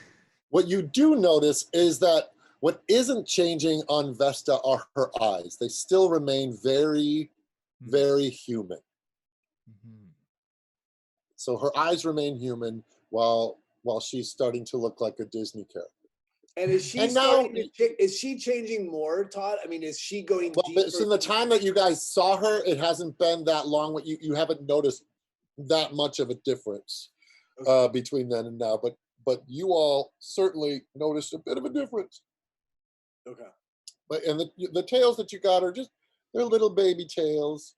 Another 3 re-rolls we just got from Anonymous, and so that's 20 re-rolls and you're $250 to the 7K mark, by the way. So just putting you guys out there, if somebody wants to put down $250, Nice. they get the legendary bundle. So you guys get to the stable. You all Harith gets the horse of her choice because she knows to horse whisper them. You guys each grab a horse because it's going to be a long journey. So as much as you may want to be on foot, Vesta recommends that we go on horseback. Now, are we going to take the wagon, or is it all horse? I mean, are we going to wagon it up, or are we going to take horses? Can Vesta ride? Yeah, Vesta can ride. She's still humanoid shape, and so she's not on all fours. She still has much of the shape of a halfling, but her haunches have changed a little more rat-like. She has the tail. Her ears are now boink, and she's got a snout. She's adorable. She's got a snout with the whiskers, and her little ratty hands. Okay. I'm gonna take my karambit out and slice off my whisker, and I'm gonna point to anybody else and say, "Anybody else?" No, this is quite here. fascinating. Actually, I enjoy the tail, and I'll like hold up the tail and carry it about. You know, I don't want it dragging in the dirt. It's a nice tail. Does Monty Atha looks even at notice you. a new whisker? Yeah, right. Right. Yeah. Atha kind of looks at you, Jinx, and licks her little owl beak. It reminds me of when I was a tadpole. Oh, keep it. So you guys, Vestas leads you guys out of town, and you head towards the shoreline to ride north. If anybody had, I think Remy had some bludgeoning damage. The ride is long enough that you get that hit point back. If anybody had any spell slots that they used, you regain them on this first leg of this ride. It's a long enough trot that you're in enough of rest for you to gain that stuff back. Okay. I'll continue to keep. I mean, as we go forward, I'll try to ride on a horse myself, and you'll see he sits on the saddle, like his feet are on the saddle, and he kind of rides up. It was pointed out in the chat, by the way, he doesn't have a long bow; he has a short bow. That's fine. I understand. He's got a short bow, but he'll ride forward. It's long to him. It's really long. I mean, it feels immense. But he'll ride again, like 30 to 50 feet in front of everyone, eyes on a swivel, trying to make sure that we're not put upon. Excellent. So you guys, you're riding for a good part of the day now. And since you arrived early in the morning, it's now 2 or 3 in the afternoon. The sun has sort of moved past its pure zenith. And you see wrecked ships on the shore with the holes chewed in the sides, just like you guys experienced. So you're up the front, Blip. Roll me a perception check real quick. I got a 5. I'm gonna re-roll it because I can. Still not great. Re-roll. No, it's all right. Keep using them. That becomes obnoxious. 10. I mentioned you saw bolts with the holes in the side. Sure, yeah. You still see them. Yeah, I'm good. I expect that. Yeah. So there they are. I pay attention to them, and I think to myself, many people died in that ship, and can put my nose forward and continue to look forward, having no idea what's about to attack us from the left. What kind of dirt or soil are we on? You're on sand right now, because as you get towards Moran, it stops being as like the shores of the peninsula are. Again, I can bust out the map, but the shores of the peninsula, as you guys are in the outcropping where Tillakamori is, was more rocky, cliffy, east coasty, and then as you get up, you start to head north along the inside of that peninsula. It becomes more of a sandy beach that you're riding on. And Harith, roll me a perception check. That will be Please do better than me. 13. 13. So you see, as you pass the broken ships, you see in the sand all the little feet prints scurrying up into the forest as the sand goes up in the forest. Now you guys are riding past the town of Moran, and again, the eerie quiet. Everybody's in lockdown because it's safer at home. It is safer at home.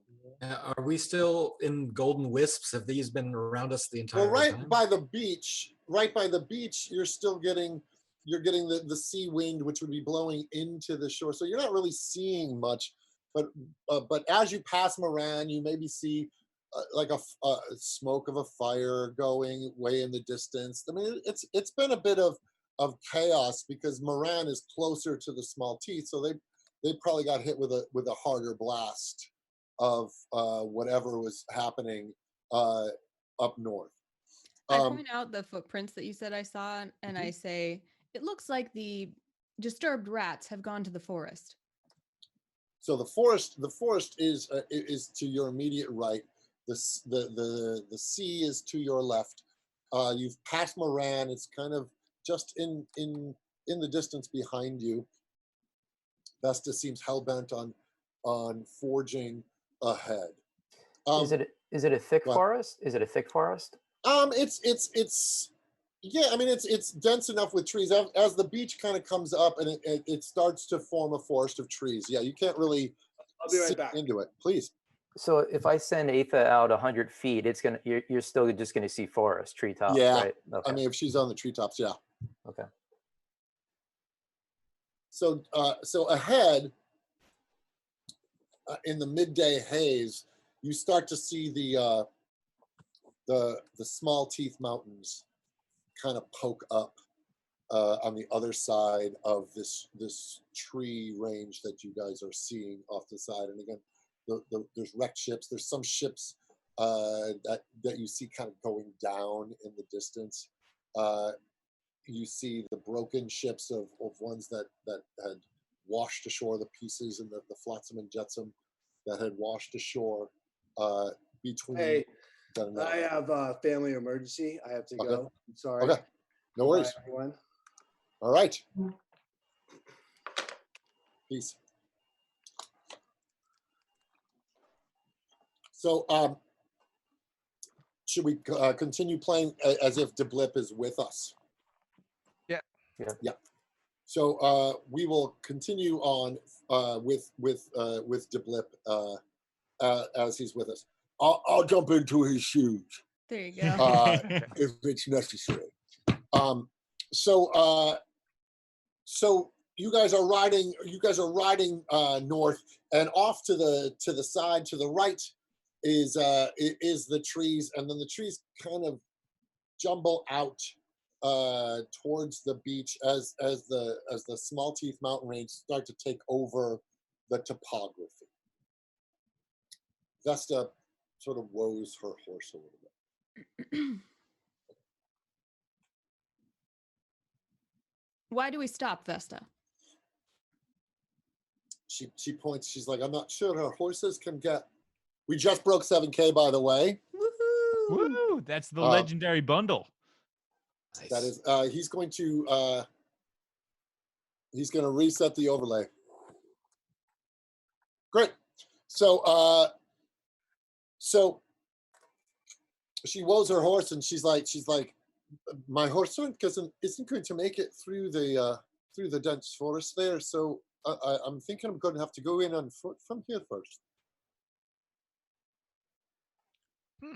Harith nods and gets off her horse. Follow suit. I guess we're walking. This is the time. So you guys, you get off your horses and you start making your way into the woods. What order are you walking? I'm thinking that Vesta was leading. Harith will follow Vesta regardless. Okay. Well, Vesta doesn't necessarily. So my guess is Deblip is once again. Oh, probably going ahead. Is probably going. He's going to walk with Vesta as they go towards the forest. So I'll say Vesta and Deblip. I was going to send Atha about 50 feet ahead. Okay, it's dense forest, so she would be weaving through the trees a little bit. Okay.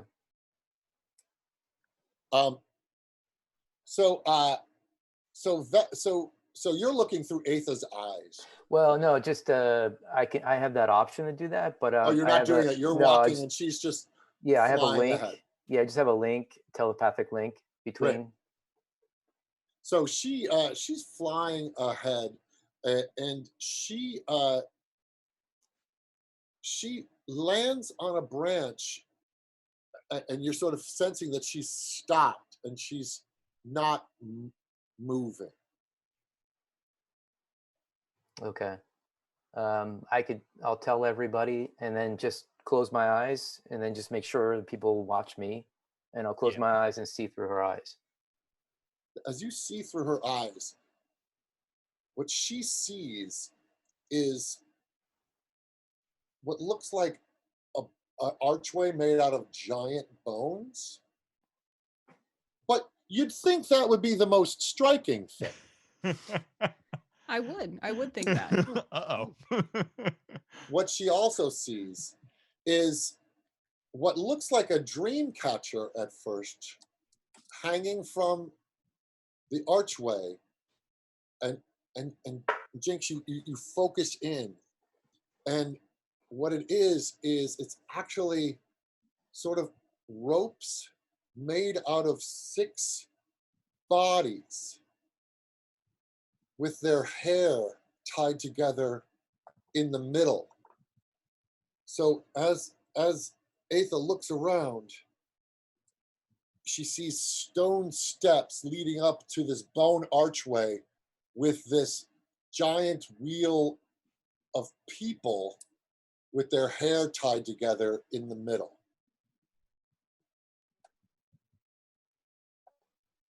Do you want to look closer?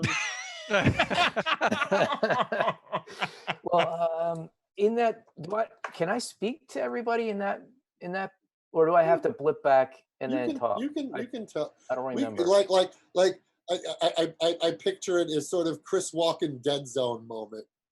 Okay. Where you're kind of like muttering what you're seeing. Okay. I just start So muttering. you're kind of communicating with the bird. The bird is seeing this. It's relaying these images back to you, and you're relaying this information to the group. All right. So, I'll start off, just start muttering, I smell bad magic here. And then I'd start describing what I see through. So roll me a perception check real quick. Oh no, roll me an investigation check since she's still and she's looking right at it. All right, I'm gonna use a reroll. Yeah, do it.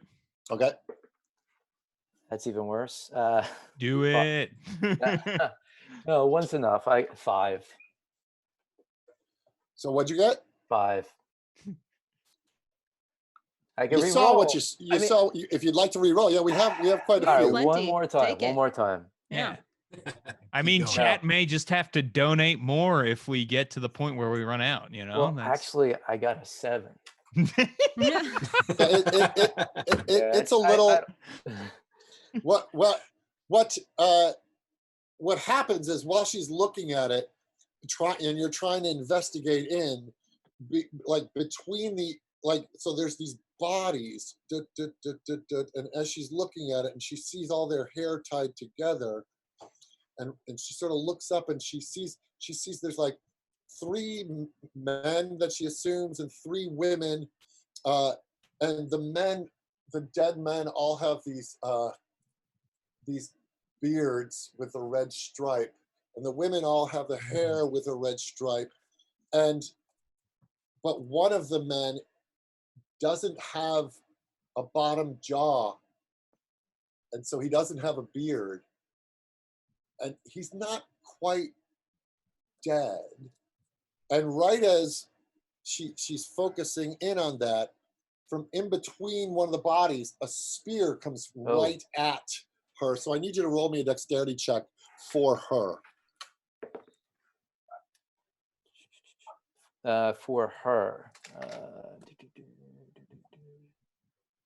think she's a +3. 13.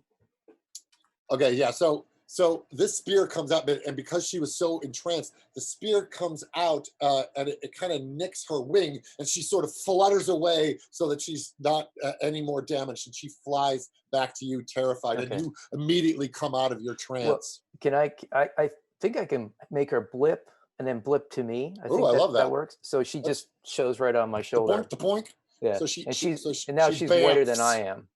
She's what? She's whiter than I am now. Yeah. So she's terrified.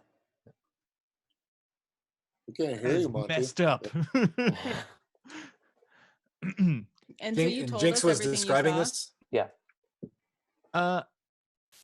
Vesta, did you say the man who visited you had a red stripe in his beard? He certainly did. Hmm. Well, if this I've is how they heard treat their friends. tales imagine- before about people with red stripes. Hmm. There's a legend I heard on one of the ships I was on. They talked about a cult circle of Kull, I think it was. They painted themselves with blood stripes. I don't know a lot about it, but what I heard, they were horribly evil. This is not going to be good that they're here. Well, if they are horribly evil and now they are dead, this is a positive. Well, maybe there were If more than that's all of them. 6. Yes. So the woods in front of you, you start to hear thundering footsteps. Footsteps? And the trees start to shake in front of you and start shaking, and you hear panting, and you hear, and then boom, boom, boom, boom, boom, boom, boom, boom. Off to the side, you see a shape amongst the trees dash that way and run up a tree, and then you see 2 large hulking shapes come bursting through not far from where you guys are. And what you see is one of them is the one that you see is like ogre sized, but it has a long tail, but rat-like eyes, Mm-hmm. and it has a huge club and a spear. It looks like if you took a rat and an ogre and married it together into one horrible thing. And it is clubbing at the tree, and then another one comes up behind it and readies a spear, and it's ready to throw it at whatever is in the tree. Mm-hmm. Monty will call up into the tree and say, "I say, friend, do you need some help?" Yeah, All right. is what you hear. How do you know the ogres are not our friends? It's a great question. I say, friends, do you need some help? I'll say to the ogres. The ogre rats snap their heads towards you, Mhm, and a mhm. third one joins them. Now And, you've done it. and then one of them stays banging at the tree. 2 of them start barreling towards you guys. I need you all to roll for initiative. Yes, of course. Mhm. Can I use a reroll? Sure. Yes. Go for it. I got also 11. would like to. Who got, wait, so what did you get, Remy? I'm actually going, if I may, for another reroll myself, because we have plenty of them, and that will be a natural 20. So I will have Ooh, made good on that reroll. Okay, yes, Josto. 11. Josto got 11. so 22. Yes. Monty, A 10. Harith. 22. Hey. Harith, would you roll for DeBlip? Sure. What's his modifier? Okay. Let's say it's a 14 then. He's a monk, so I'm gonna guess his dexterity is probably pretty good. So we'll give him +3. Okay, so 15. Great. Jinx, 13.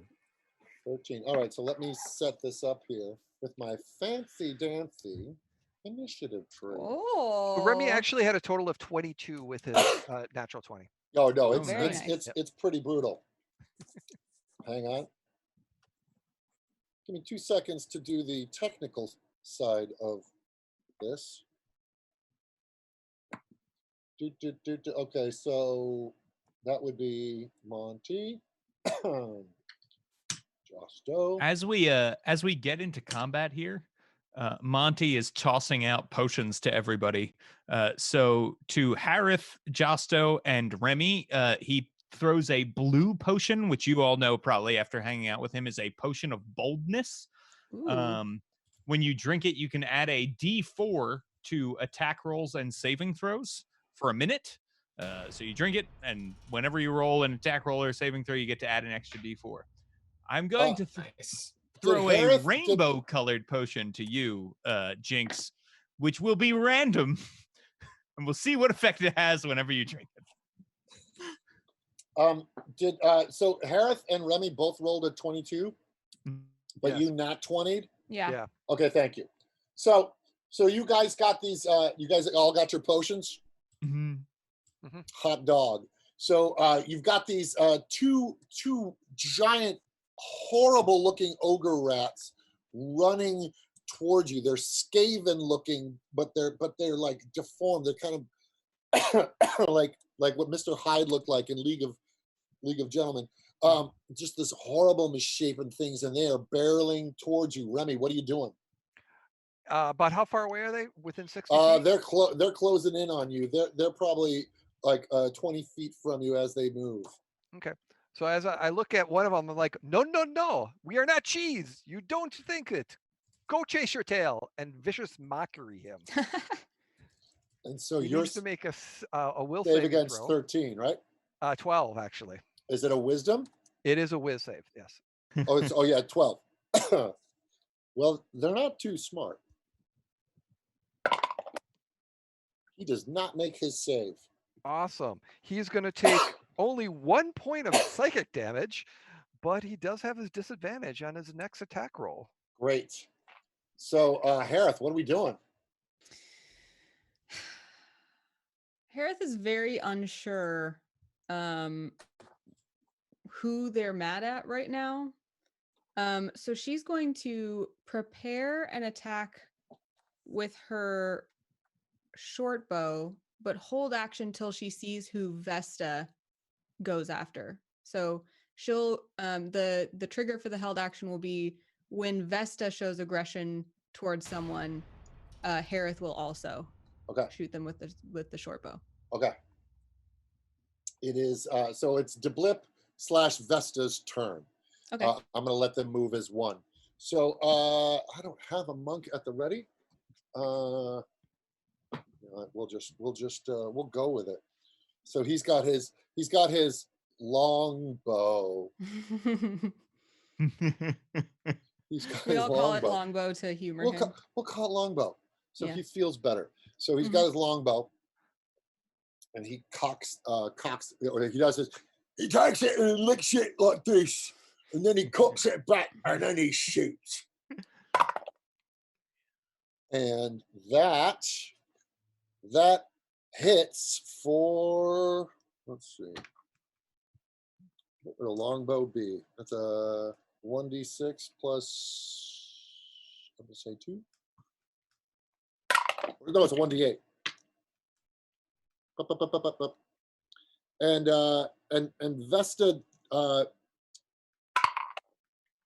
does the same. So she also, in answer to your question, Harith, she takes out her crossbow and she shoots it at the same one. And she actually misses. It's hard for her because now the front of her finger is getting a little ratty, and it won't get into the little crossbow. So she tries to shoot at the same thing that's attacking them, but she misses. So Jinx, what are we doing? Wait, but if she attacked, then my attack would go. Oh, then you immediately jump into it. So let's do it. And I think Harith like points it over her shoulder to try to make Vesta think that maybe the arrow is actually hers, just to make her feel better. I only rolled a 4, and I'm not feeling good about that. Can I use a reroll? Do it. Okay. All right, much better. That attack. I inhaled almonds, by the way. That's why I'm coughing. that's not a good one. No. No. Okay, what did you roll? 22 to hit. Yeah, you hit. And that's gonna be. Tell me how it hurts. My short bow is D6 plus 5. So that's gonna be 8 damage. 8 damage. Okay, so it wings over Vesta's shoulder, and it hits the guy, and it hits the the Skaven ogre in the shoulder, and the blood kind of blooms out from it. Vesta snaps her head over her shoulder, and she goes, "Don't be needing your charity, girl, but great shot." Thank you. Uh-huh. And that puts us at Jinx. You are muted. 20 feet away? Yeah. I will take out my slingshot. Well, actually, is Aetha on the same initiative? Yeah. Okay, so Aetha goes out to them, but I just take my slingshot and I go to my special pouch that I have silver balls. And I launch a silver ball. Okay. Just tell us what happens. Tell us how it works. Well, I'm going to use a reroll. What are we at? Is anybody keeping track of these? Yeah. With that, Jake, are you keeping track of how many rerolls we have? Okay, Because that's I'm a not. Okay, great.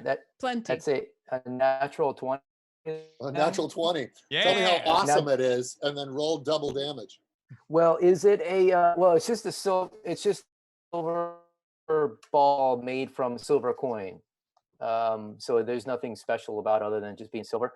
But they are distracted, or I have advantage. Then, correct? Okay, so then I have sneak attack. Okay, so let's see, 6, yeah, 9 points of damage, and then I hide. Okay. 9 points. And then you hide. So you scamper away behind a tree. Do you want? What is Aetha doing? Oh, I'm sorry. It's double that. Double that. Oh yeah, sorry. yeah, absolutely. So that would be another 9 points. You said? Yeah. Okay. So the ogre just sort of shrieks, and you see the yellow teeth of the thing as it wails in pain, throwing its head back. The one that was next to it comes barreling right towards Harith, and it swings its mighty club.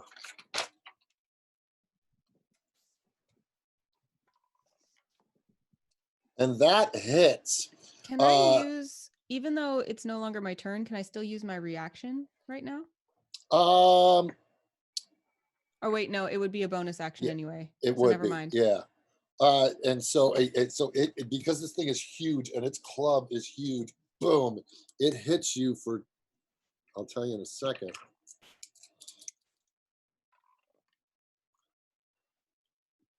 Yeah, it hits you for 11 hit points of damage. Ouch.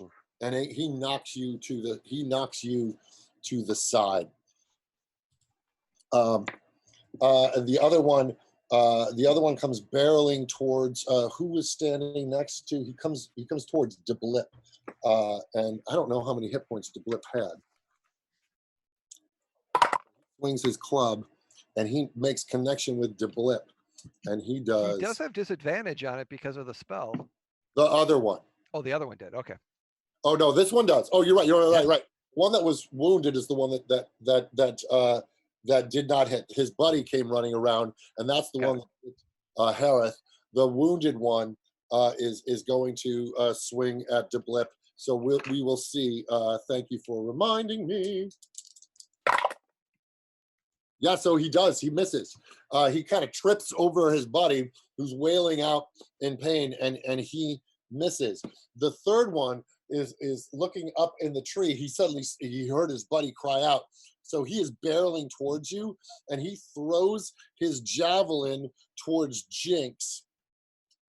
Well, I'm hiding. Oh, right, you're behind a tree. You went and hid behind a tree. Yeah. So I'm just trying to get a sense of where everybody is here. Sorry about that. Do you want a stealth? I mean, I could do a stealth check just to No. make sure. No. I'm gonna trust that you went where you went.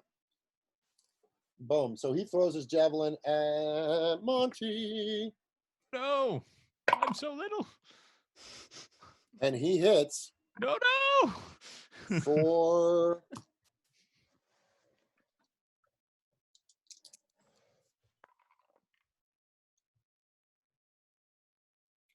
8 hit points of damage. Oh, So it sort of knocks you into it knocks you into the ground, and you kind of sit up and pull that javelin out. Josto, what are we doing?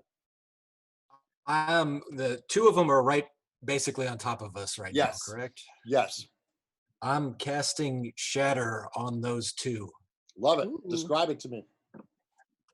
I need to do what is it? Thunder damage on them in a 10-foot radius. Well, I'm one of them assuming is they're rolling with slim. disadvantage, so we have to do so I roll It's a- against it. It's a right? Constitution Constitution save. save, yeah.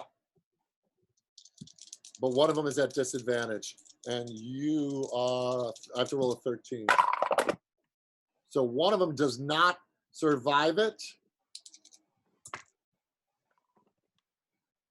and the second one does not survive it. So tell me how you hurt him. That's 20 points of damage. Jesus Christ. Whoa. Nice. And does that affect the third one? Are you close enough, or you just hit the 2? It's just a 10-foot radius, so Well, you're I think close enough. You're close enough to. Is the third one You guys are kind of not. Oh, it's a 10-foot or 20-foot. 10-foot? Okay, so you only hit the Sound- first 2, but it was Yeah, it 20 hit sounded like points the of third one damage. was further away. 20 hit points damage. Okay. Well, you know what? Tell me how the first one drops. Describe it to me. The closest wave- one, the one that you guys are all sort of taking shots at, who took some damage. Tell me how you hurt him. Tell me how he drops. you can see the wave hit him, and Yep. his flesh and bones crumple in as he gets knocked over backwards, and he just collapses into a heap. Yeah, he does. Yeah, he does. And then the second one, boom! It also hits him, and you just watch the skin around him kind of ripple. And the third one is looking on in absolute abject terror. Monty, what are you doing? So Monty pulls the javelin out Uh-huh. and throws it on the ground, and then the one that just hit him, he has this giant sort of rubber bladder with a hose on the end that he puts under his armpit and squeezes, and this blast of freezing liquid heads towards him. And let's see. So that is a 16 to hit. You hit him. Okay, for 5 cold damage. Okay. And he's also 10 feet slower. Okay. So speed is reduced by 10 feet. And then I am going to start running sort of in a way around, not directly through, towards that tree that they were interested in. Okay. That they Okay, were great. stabbing at. Love it. So we're back to Remy. So one of the ogre One of standing them's dead. One of them's dead. The other one just took a quite a blast of shatter. The other one is standing under the tree, but he's the one who threw the javelin at Remy. and the other compatriots are within like a few feet of me by the. Yeah, By the you guys are now close to. Well, you're only close to one of them. The other Okay. one's about 20 feet away. Okay. By the tree. So take a few steps back, Mhm. and then Saki jumps out and kind of stands in front of me in this little. Saki like, can stand. oh, Saki's an animated sack puppet. I'm so happy. I'm the happiest Todd right now He's made of yarn. He's just animated, and he just stands there because of and- course. because of course. So he just stands in front of me, trying to protect me, and just pulling up his yarn shield, just kind of this little, halfling size looking sock puppet and armor. And then Love it. as we stand back, and I just like Eldritch blast him. And it's like, yes, Saki, yes, tactical 4, tactical, protect me, and just shoots off. You're going to shoot some Eldritch Blast. Eldritch blast him. Now So- that is an attack. Yes. Yes. So roll to attack. It is a 22. Ooh, you hit. And Tell that me one- how it hurts. Oh, it hurts. It just beams him just in the nose as it's kind of, and the wig just nails him right in the nose. And it's only 4 points of damage, but But it's still it's so this sort of greenish blackish fire just comes right Oh, out. It just and- smacks him in and- the nose. smacks him in the nose, but it also kind of goes across his face. So he's at disadvantage right now because his own face smoke is in his eyes. Yeah. He's blinded with face smoke. Harith, what are we doing? I'm going to now attack with my rapier and just go into melee with this one that's close to all of us. Love it. The one that just got face smoke. Mm-hmm. Love it. That's going to be a 15 to hit. You hit. Awesome. And there's an how does that work with sneak attack? There's another enemy of the target within 5 feet of it, right? Yeah, well, the one that's beyond it is actually, so these ones are kind of right on top of you. There's another one that's 10 feet beyond by the tree. No, so I mean that as long as there's one of my allies who's also against my target. Oh, within yes, 5 yes, feet of yes, it. yes. Okay, Yes. so then I also add 2d6 because of sneak attack. Love So we'll be 2d6 and we've got 8 plus 6. So that'll be, ooh, wow. Okay, 18, 24. And then I'm going to use my bonus action to disengage and walk away. Well, as you disengage, describe to me how he dies. Cool. So Harith dashes up to him, stabs him in some sort of vital organ, very like Surgically? mathematically. Yeah, exactly. With surgical precision?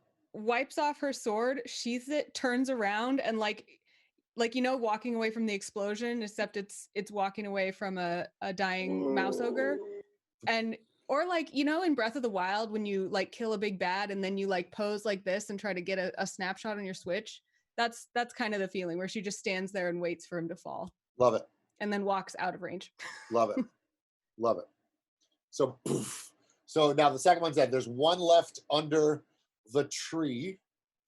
And it is DeBlip and Vesta's turn. So DeBlip is he's going to grab an arrow. He's going to lick it and cook it and shoot it. And he actually misses. Oh no. Reroll. And then, should I re-roll it? I think Matt would. Oh, well, 100%. Buy most of them. That was, well, it's cocked. Well, you're the DM. Yeah. He still misses. So he licks it, and as he licks it, as he's pulling it back out in the heat of the battle, the tip of the arrow sort of nicks his tongue, and he's like, ah! And then he tries to shoot because after in the little, it's like when you bite your tongue and you're eating. So he's a little wigged out as he shoots it, and it hits the tree, and that one turns and starts barreling towards you. This time, so Vesta licks her finger so that it'll fit into the trigger of her crossbow, and she shoots at it. She hits, and she hits with. So she does 3 damage on that die, and so. And then and it hits him kind of just in the meat of the neck, and she goes, "There, the old girl still got it!" And so she's pretty excited about that, which brings us to Jinx. How far away is this one from me? Barreling towards you now. It's 10 feet from you guys. Okay, so I will actually jump out with my owl there. Jump out with my whip. Yeah. And within 5 feet, I will try to attack with my whip. And so that's also, like a sneak attack because he didn't see you where you were. Great. Right. And also with booming blade. Keep going. So can I do a reroll? Yeah. Heck yeah. How many do we have left? A lot. We're at Ear of 14 or God? something? Yeah. 14? 14, 14, 15. yeah. What'd you get? A 14? You hit. Oh, okay. Yeah. So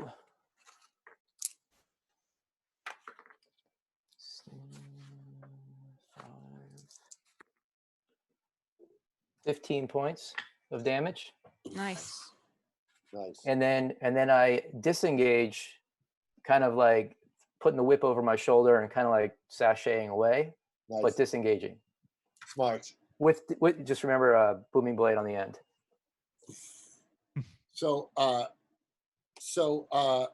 So now it's that one lone ogre's turn, and he once again he's right by. Oh, you walked away, Harith. Yes, Yeah. you walked away. So he's now upon Josto, and Jinx has now revealed himself. So he swings around to hit Jinx. Well, I disengaged. Oh, you disengaged. So Well, so oh, he's wait, actually, is this attack of opportunity or is this attack? no, this is his attack. Oh, okay, then yeah, I'm good. You can hit me. So yeah, this is his attack, and he hits. Shield. Okay, describe. A greenish owl mist comes up around me and adds to my AC. Cool. Okay, how much does it add to your AC? That's oops. I think it's 5. So my AC is 17, so 22. Dude, I hate to break it to you. Seriously? It literally, I shit you not, it was a 23. I rolled a 17 and he gets a +6 with his great club. Dang. So yeah, I mean, I appreciate the effort, but this is gonna hurt.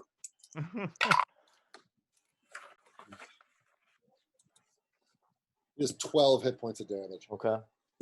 As he bangs into you with his great club. Josto, what are you doing? That hurt. How bad are you, Jinx? More than half. I mean, I'm. If you want to know points, I'm down to 9. Okay, I'll cast Cure Wounds on Jinx. Nice. That's your about action. since we're in Where the- are you going to do a move? Well, let's see. Can I pull Jinx back out of the way as part while I'm trying to back up with both Oh of wait, us he as moved. I'm Wait. That guy moved, right? He moved towards you. You jumped out, and then Yeah. he moved towards you guys, and then he hit you with a club, which knocked you a few feet back. Okay, so when he moves, he takes. Because of the booming blade? Yeah, he takes 1d8 damage. Ooh, roll it up for me.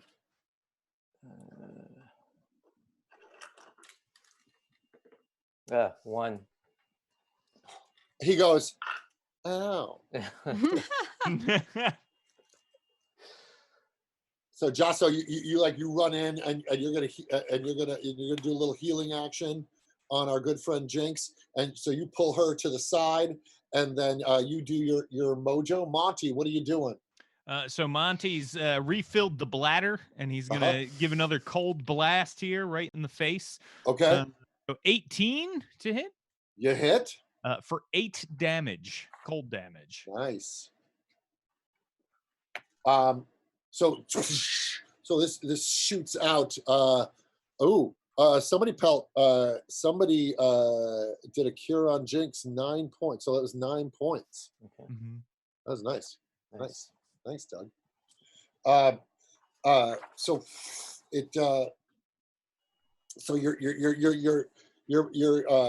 your bagpipe squishes out, and this cold blast comes flying in, and it just crowds his face with just like icicles and stuff like that.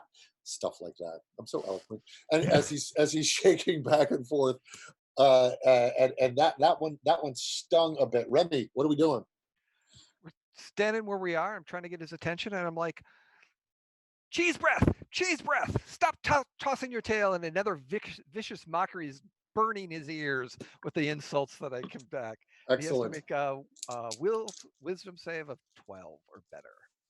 I'm going to let him roll at disadvantage because he's so distracted and weak-minded with the freezing face. He does not survive that, so tell me how much it hurts. So it's 3 points of psychic damage as his ears are ringing from all this negative talk. And he's like, you're hurting my feelings. I'm not cheese breath. Truth be told, I'm lactose intolerant. And he kind of goes from there. What you're saying is not true, and it is unfair for you to frame me as such. Excellent. Harith, you're up. I'm going to add insult or injury to insult, I guess. Going with my rapier again. Nat 20. Oh, tell me how you hurt him. Describe it in Wow. glorious cinematic detail. Also, I again have allies within 5 feet of this enemy, right? Yeah. So it's going to be double sneak attack dice. So that's Yes. 2d6 plus 2d6. I don't even have that many. And then that's going to be 2d8s as well. So let's add this up together. This is going to be really fun. So 8 plus 7 is 15, plus 9 is 24, plus 7 is 31, plus I'm going to stop you there, 6. unless you would just want the joy of the numbers. I mean, once Tell me get how to you it- dropped the second one, but put some stank on it because you rolled an at 20. Let's see. So this one, you know, he was just whining about how what was being said was not true. And I think maybe he was like bending down doing one of these, like, that's not true. And so she's just gonna like swing up on the back of his arms, put one foot on each of his giant arms, and just rapier down into his head. And then as he falls forward, step off the top of his head to stand in front of him calmly. Just Yeah. clean off your Mhm. blade. Well, Finishing move. so you are out of combat. Nice. Nicely done. So so Vesta, the general that she is, sort of looks around and wants to make sure everybody's okay. She checks in with the wounded to see how you're doing. Checks to see what healers we have among us. She actually reaches into her pouch because of her little apothecary. She's like, I have a couple healing potions here if anybody would like one. I'll take one. Okay, boom, she tosses it to you. So that's 2d4 plus 2 if you drink it. Or you could just sip. It's great with some soda or LaCroix. And does anybody else want a potion of healing? Does anybody else need one? I believe Nobody else Monty is taking does. one. Yeah, Monty will. So she tosses it over to Monty. Monty will definitely pour it in with some of his own alchemical creation. Yeah. Mix Nice. it together. So scampering out of the tree, what you see is a young Skaven female, and she scampers out, and she looks around, and she looks at you guys with absolute gratitude. And then Vesta looks at her and she goes, Bresh. And Bresh steps forward, not quite placing her. And then Bresh goes, oh no, he did it. It worked. Is that you, lady? And then Bresh walks up to Vesta, and because she's looking at her transformation, because the last time she saw Vesta was a halfling. Speaking of, everybody roll me a Constitution save. Yes.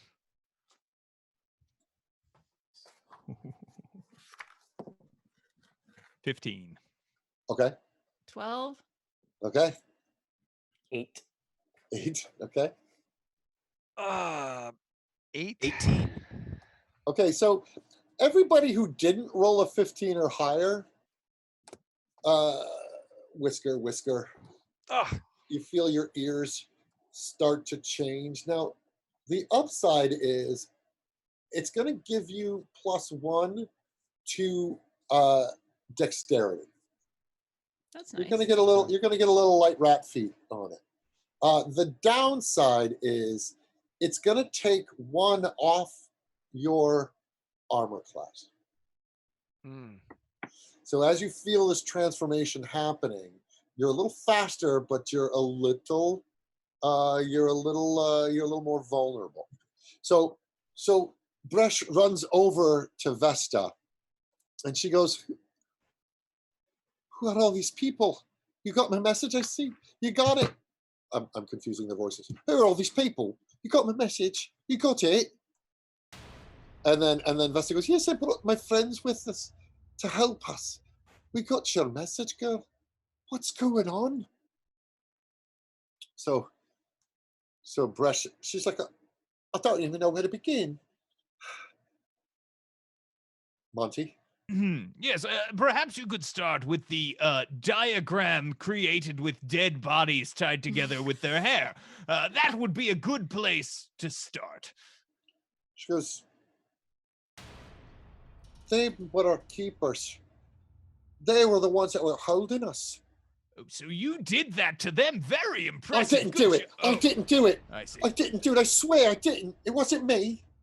It wasn't me. It was Linus. The little one. Yeah.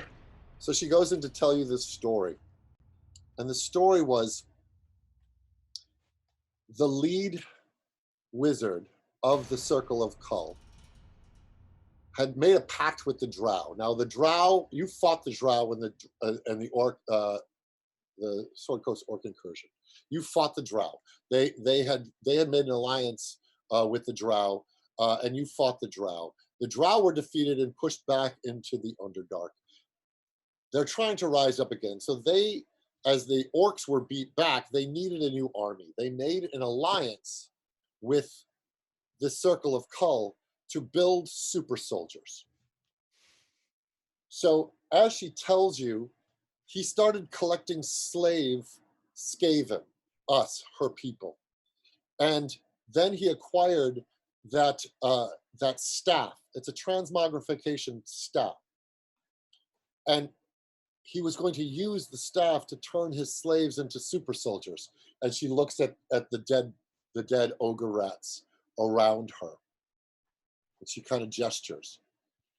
Well, he turned Linus, and Vesta nods. Linus was the weak one, was the small one. He turned him into the biggest of all of them. And Linus started to fight back a little bit. And then Corrigan shook his head, laughing at the insolent rat. And he said, despite all your rage, you're still just a rat in a cage, said Corrigan. Nice.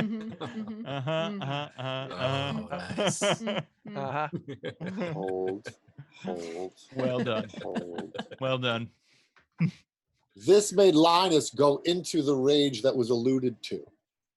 Linus looked to his fellow brothers who were also had been turned, and they realized the power they now had, and they overpowered the wizard and the Circle of Kull and killed them. He grabbed him by the beard and tore his face off.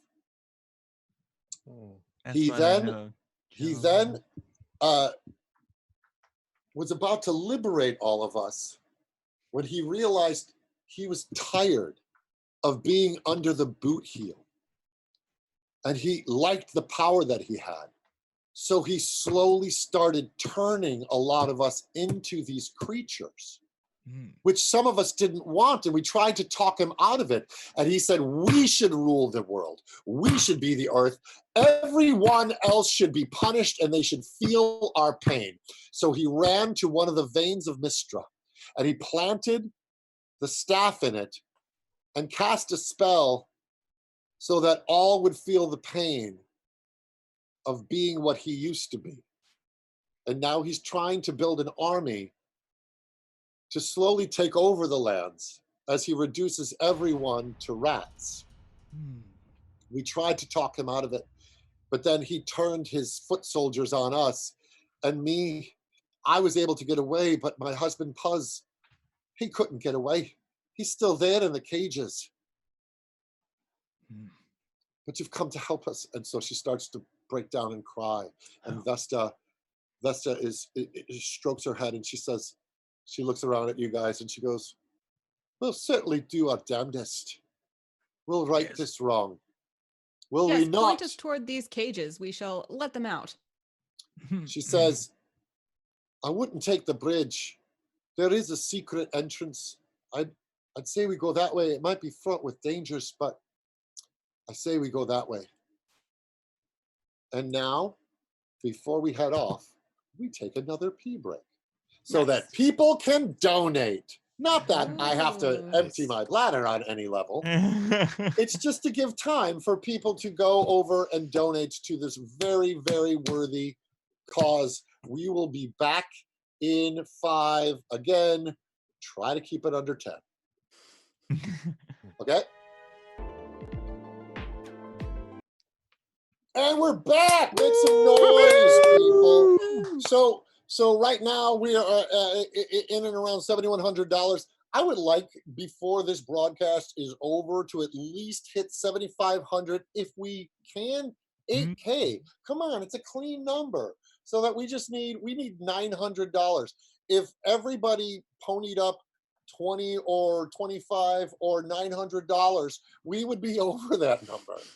So let's point our arrows. We are dancing as fast as we can. So just to bring everybody back up to speed, our adventuring team had came upon Bresh, who was one of the Skaven that Vesta had met earlier days before. She was the one who sent out the flare for help, by a little quiet flare, by scratching into the wall that gave them the clue that brought them to Jubrog's End.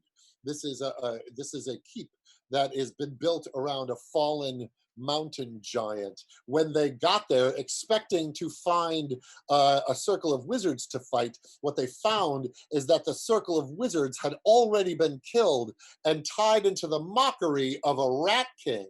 Now, if you don't know what that is, it's when rats get their tails tied together. So all these wizards were put on display with their hair tied together as a warning to all the humans out there that it's Linus's world and you all live in it.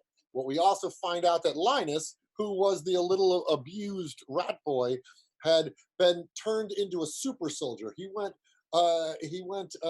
what's the abomination on us, and he overthrew Corrigan the wizard, and he also now is turning his brethren into more of these because he's trying to build an army. In the meantime, he has sent a spell across the land because he has tapped into the veins of Mistra, amplifying his magic. He's tapped into it to send a plague across the land, slowly turning everybody into rats. Don't We've you hate now, don't you hate it? How cliche. Anyway, so now they've found themselves in the forest, following Bresh, who's going to lead them to a secret entrance that will get them into the keep, because she has told them that there's at least 15 of these ogre dudes manning the bridge into the place. So she's taking them around the side of the mountain into a secret entrance. And as you guys pass the secret entrance, or as you're heading towards the secret entrance, you see the bridge, and what you see against the mountain is the skull of a mountain giant. Not the skull, the skeleton. And his rib cage kind of comes down, and it creates the entrance that the bridge goes through into the keep. His arms are sort of, the bony arms are kind of petrified into the wall. He's got dragon horns as this Viking helmet, just the show of strength, to let the world know that the wizards weren't messing around until they started messing around with nature. Yeah, they started playing God, and once they played God, God fought back in the form of ogre rats. So, Bresh is leading, and she's wanting to go save her husband Puz. She leads you guys to the side of the mountain, and you can't see anything. She sort of knows it's around here somewhere, but you can't see quite where it is. It's on you. Can we roll investigation checks? Love that story. Let's do it. And I'll start casting detect magic to see if there's a great detect an aura. So I only roll a 7. So okay. Well, Monty casts detect magic, and his he sees kind of from the top of the mountain, sort of puffing out, almost like a volcano, is the same aura that he saw drifting across the ground in the town of Tillakamori, and then you saw wisping along the way while you were there on the ride there. So there, you also see, you just see a hole in the wall with a shimmering cover like an illusion. Oh, yes.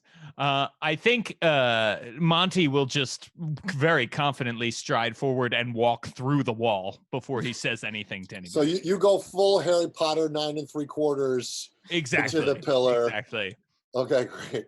So you see Monty just sort of silly walk his way. It's just because of your namesake, my friend. Of course. So he silly walks his way just to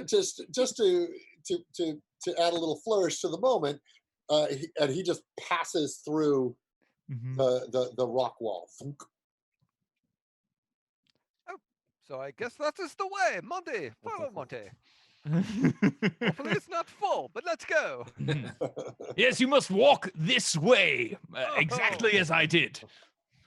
Yeah, so he There's a pokes his little head back out mockery on that. he pokes his head back out the illusion, and he's like, Yes. dudes, come on. But if you don't do a silly walk, you won't be able to get through. Got to be silly. Can you instruct me exactly the qualifications for a silly walk? What qualifies as a silly walk? Using one leg to walk, perhaps, would be very How silly. can one walk with one leg? Mustn't one hop? Yes, I suppose if we're being precise, as you always are, Harith, yes, one would hop. In this case, then, I may hop instead of silly walk. Yes, Harith, yes. Understood. She starts hopping.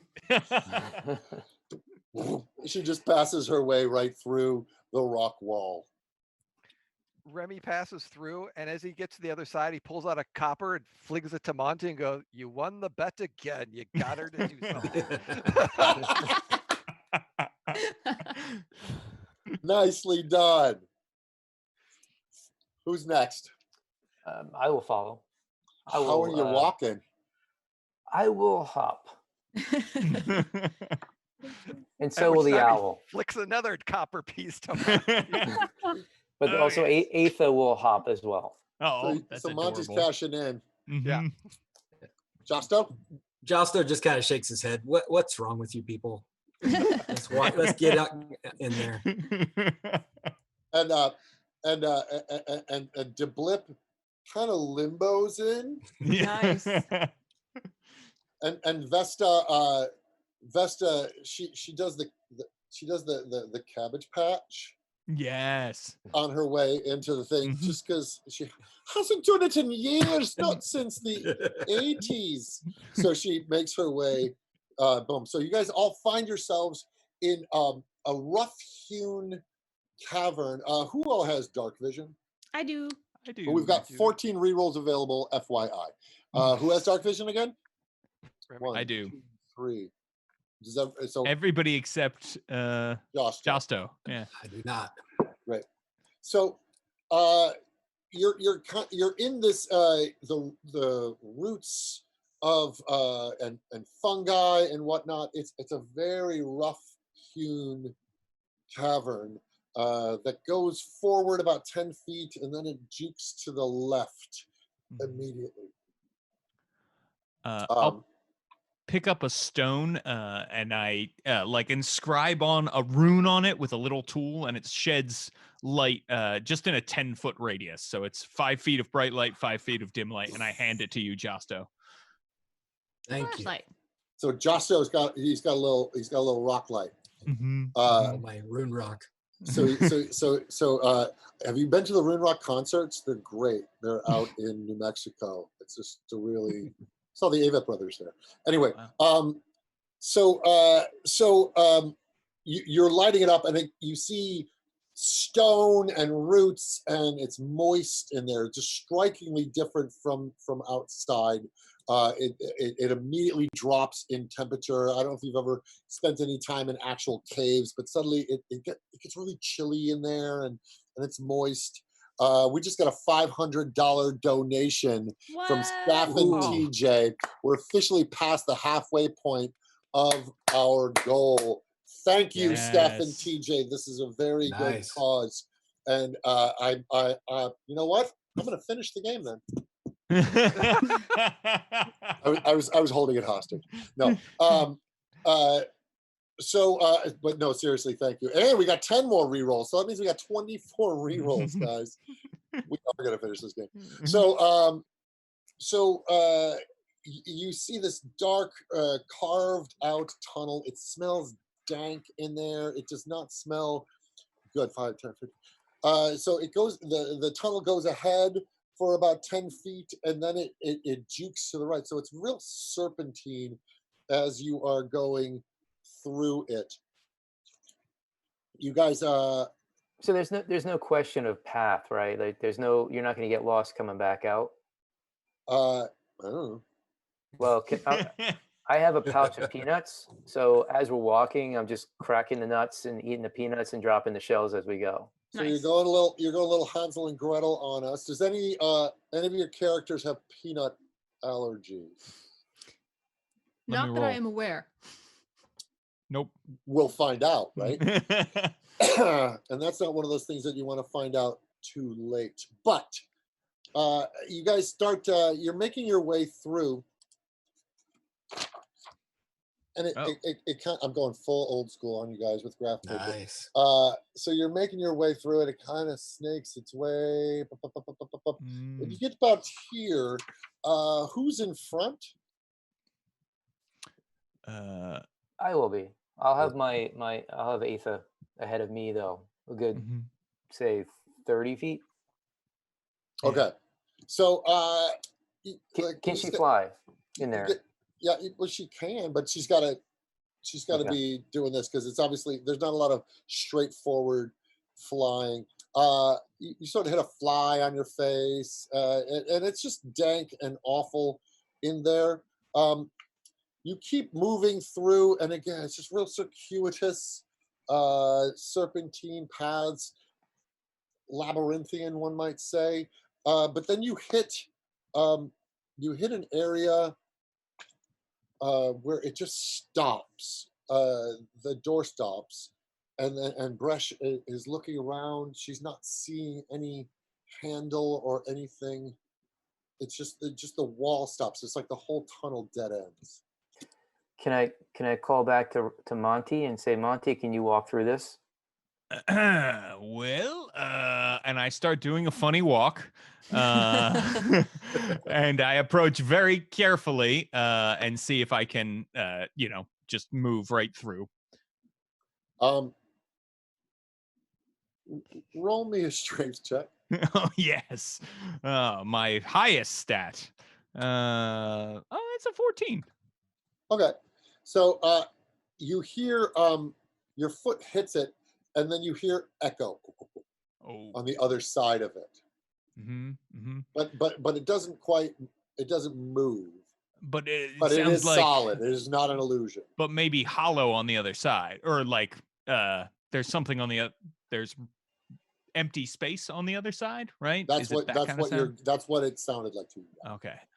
We need to blow it up, and I pull out a giant jug that has all of these different nozzles on it, and I pull a green stopper out, and I start pouring acid from the jug onto the wall.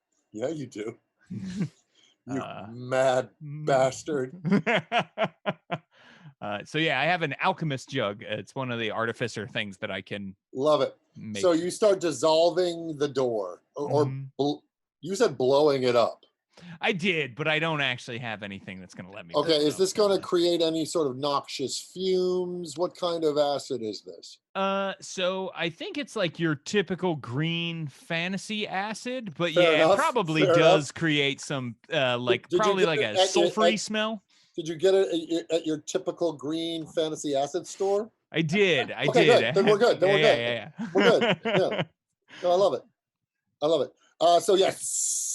So the door starts to, this area starts to dissolve, and it dissolves away, and it reveals a room. There's a room in front of you. Give me 2 seconds. while I switch out my Palomino Blackwing pencil for a sharpened one. Yes, Oh. I came prepared. Palomino Blackwing. When you want to write smoothly, but sharpen it a lot. No, dudes, I'm not kidding. I named my campaign character after this pencil because they make me the happiest boy. That is Palomino Blackwing. So Hashtag ad. hashtag ad. Yeah, as if I'm sponsored. Like I told you, I just found out what an Instagram story is. I'm not a young person. So excellent. So in front of you is the cages. The room is lit by torches, and in each one of the cages is a Skaven asleep, tired, hungry, starving. This is where the Circle of Kull kept their slaves. So so they're all in cages. It's a large room with metal iron cages and hay and like water bowls. Like he treated them not as people, he treated them as rats. But they are people, but they're all weak and starved with hunger. You see some of the cages towards the front have been emptied, but the ones towards the back have Skaven asleep in them. Bresh pushes past you and she scans and she sees Puz and she runs up to the cage and her and her husband put hands together like this and she says, I brought friends. And she looks over at you guys. Are the cages locked? Yeah. Like padlocks? Yeah. Are there any children? Yeah. I'll run to the cage, the first one that has a child in it. Okay. And pick the lock. Great. So roll me one sleight of hand, and I'll let it apply to all the cages. Is anybody else trying to pick a lock? Nat 20. Oh, okay. Yeah. So you single-handedly unlock all the cages. and they all look up and blinking their big rat eyes at you, and they look at you with gratitude, and they look at you as liberators. Bresh starts waving them back towards the tunnel that you guys came in, because she wants to get them free, and her and Puz sort of lean forward and rub noses and put foreheads together, and he then immediately goes to work and starts shuttling the children and the other Skaven slaves out the door to the side, and they leave you. So now this is where you guys are. You're in this room. It then at the top of the room it breaks left, or it breaks right. Yes, we must keep going. As a temporary reprieve, we have to stop this magic cheese dust and hunt ourselves a giant rat. Left or Cheese right? dust. Left or right? Which way smells better? Let's do this Gandalf style. Okay. So roll me a perception check. Oh boy. 17. I'll put it this way. Not better. Gotcha. To the right, it smells worse, which gets your Monty sense tingling. That's probably the way she go. Let me now just take a second to sketch this out with my Palomino Blackwing.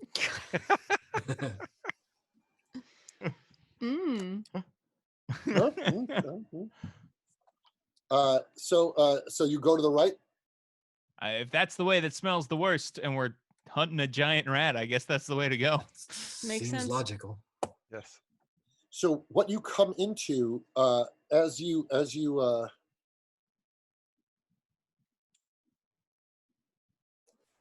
as you round the corner, what you Oh, come wow. into is a laboratory. And there are stone tables and there are glass chambers where one might make, I don't know, a clone of Snoke. Some glass chambers and tables with apothecary and cabinets with books, but they're stone tables. On one of the tables, strapped down, is one of these rat ogres, but not quite finished, strapped down in that chamber. What does it look like? Not quite finished. It's so like one of its arms, is big and ogre-like, and half of its face is big and ogre-like. And you see the other straps have been torn and broken and torn and broken. There was a fight in this room, but this one was left strapped down before the transmogrification had been completed. So part of his body is still normal Skaven. The other part of his body is all like roided out in ogre rat style. I approach and he's and I struggling say, here. "Are you still kind, or are you evil?" So, well, evil certainly is a point of view. No villain sees himself as a villain, really. It's just like, how many people are you willing to hurt to get what you want? How many people will be benefiting from your... I mean, it's a really philosophical question, if you ask me. That may be true in some universes. However, in this one, it is easy with a spell or a roll to find out if someone is evil. Yeah, well, you're asking me personally, are you casting said spell, or are you asking his opinion of how he sees himself? This is a good point. Let me reframe. If I release you, will you cause anyone harm? Oh, I totally smash your skull. Yeah. Oh, All I right. want to, but for good reason. See, for good reasons. What reason do you have that I would find compelling for smashing my skull? Well, you're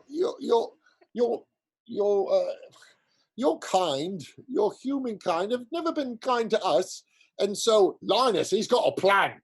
Linus's plan is a good plan. Gareth gets bored and just walks away. She just like, Wait, she's like, I've heard I enough, wasn't and she just finished walks with my away. philosophical ramblings. Where are you going? You're the most... I haven't had a conversation this decent in a long time. Do you have any food? So hungry. So very, very hungry. She's gone. So she's gone. Yeah. So what you do see at upside down, what you do see at the back of the room is a staircase going up. I wait for our party to proceed. I Or should Harris would go like first to now? explore this lab. Perhaps not while there is a giant half-complete rat strapped to a table. Do you think you could reverse this process and make him just Skaven again? Given time and the proper equipment, of course I could. I'm Monty de Fortescue. I am aware of that, yes. The only person I can't cure is this bite on my chest. Yes, we are aware also of your bite. Shall we Yes. continue, and later you can try to return this person to their normal form? Yes, that sounds wonderful. Lead the way, please. The She'll lead the size of these, what we're seeing, the bad ones, are they're all big? Well, this one's half big. So, like, did you see Lady in the Water? Yeah. This one's half big. I thought I'd do a deep cut for you Shyamalan fans. This one's half big. So, like, one of his arms is like ridiculously overdeveloped. The other half of his face is ridiculously overdeveloped. But the rest of his body is normal Skaven size.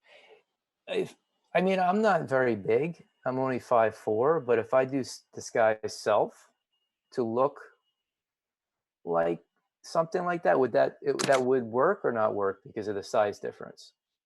Because I would allow it. I can only do like a foot shorter or taller than I am. Yeah, but you're going to be pushing all that foot into like the arm and part of the face. So yeah, I'll allow it. Okay. All right, I'll do disguise self and I'll go first. It makes the disguise self sound effect, which you all know so well. And so suddenly your arm, to those of you around, looks like your arm goes, and then, and while you're like leaning over him so that you're getting a nice one-to-one about it all. So it's analogous. Okay. And you look at him, and he looks at you and he goes, "Hey, good looking," and so you've matched it perfectly. Okay. So then I turn to everybody and I give a wink, and then I just start walking.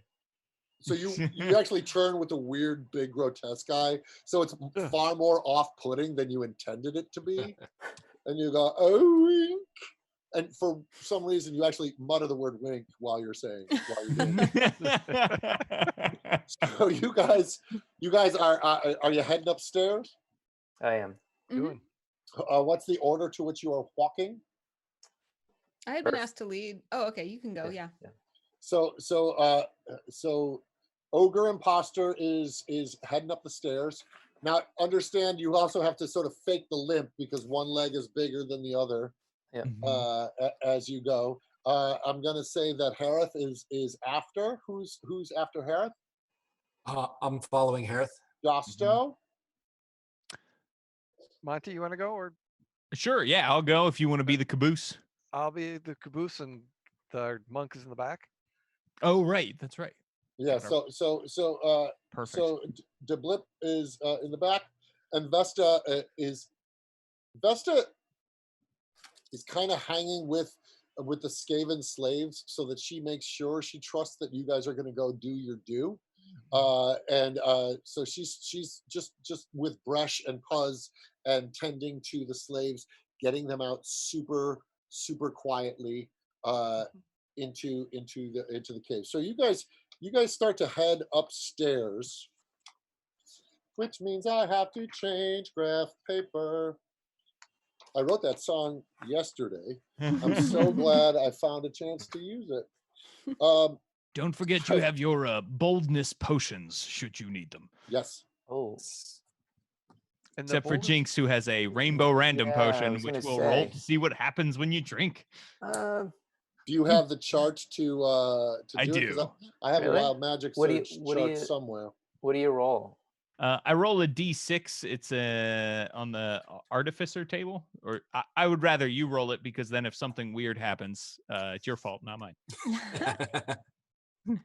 Remy actually downs it right now because he's like, you know what? This is an apple time to be able to do this. If I turn purple, you owe me a gold. So I roll it too. Oh, gotcha. So yours is a potion of boldness. Yes. So yours okay. works. And you get to add a d4. Okay. Sorry. It's just Jinx who has the random one because Jinx gave me bunny ears. Got it. So all right. Well, when I look back and wink, I go shh, and I just roll it. A 1. A 1. It's a potion of healing. You regain 2d4 plus 3 hit points. Okay. Hooray. So you guys, you all come up the stairs, and you round a corner to your immediate right is like a galley. It's like a kitchen. There's preparing areas. There's a stove. There's things on the stove. To the left, there's 2 dining room tables. All along the walls are tapestries extolling the amazing exploits of the Circle of Kull. Is there any food out? It's been a long day. There are various cheeses and cedar chips.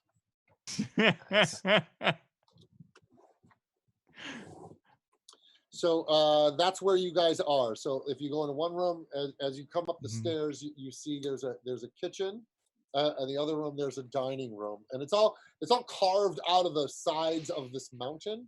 so it's still nice and cool in there. And there's tables and whatnot. The stairs continue up too. Well, yeah, you came up these stairs and then these stairs. So you came up Second these set. stairs, and Oh, then you come gotcha. around here, and this is how you see. This is the kitchen. This is the dining room, and then there's a hallway that goes that way. Got it. Got it. I got to stop and have some cheese. I've been feeling a craving for cheese. There is a lot of cheese stop and dust talk. eat some I cheese. feel you. Fight the cravings. Fight the cravings. You can do it. Fight the cravings. Gotta have the cheese. Ah. So you nibble on a little bit of the cheese. I'll give you a visual. Oh. Pub Did I- cheese was made by Satan. There, I said it. Did I like it? It was tastier than you ever expected it to be.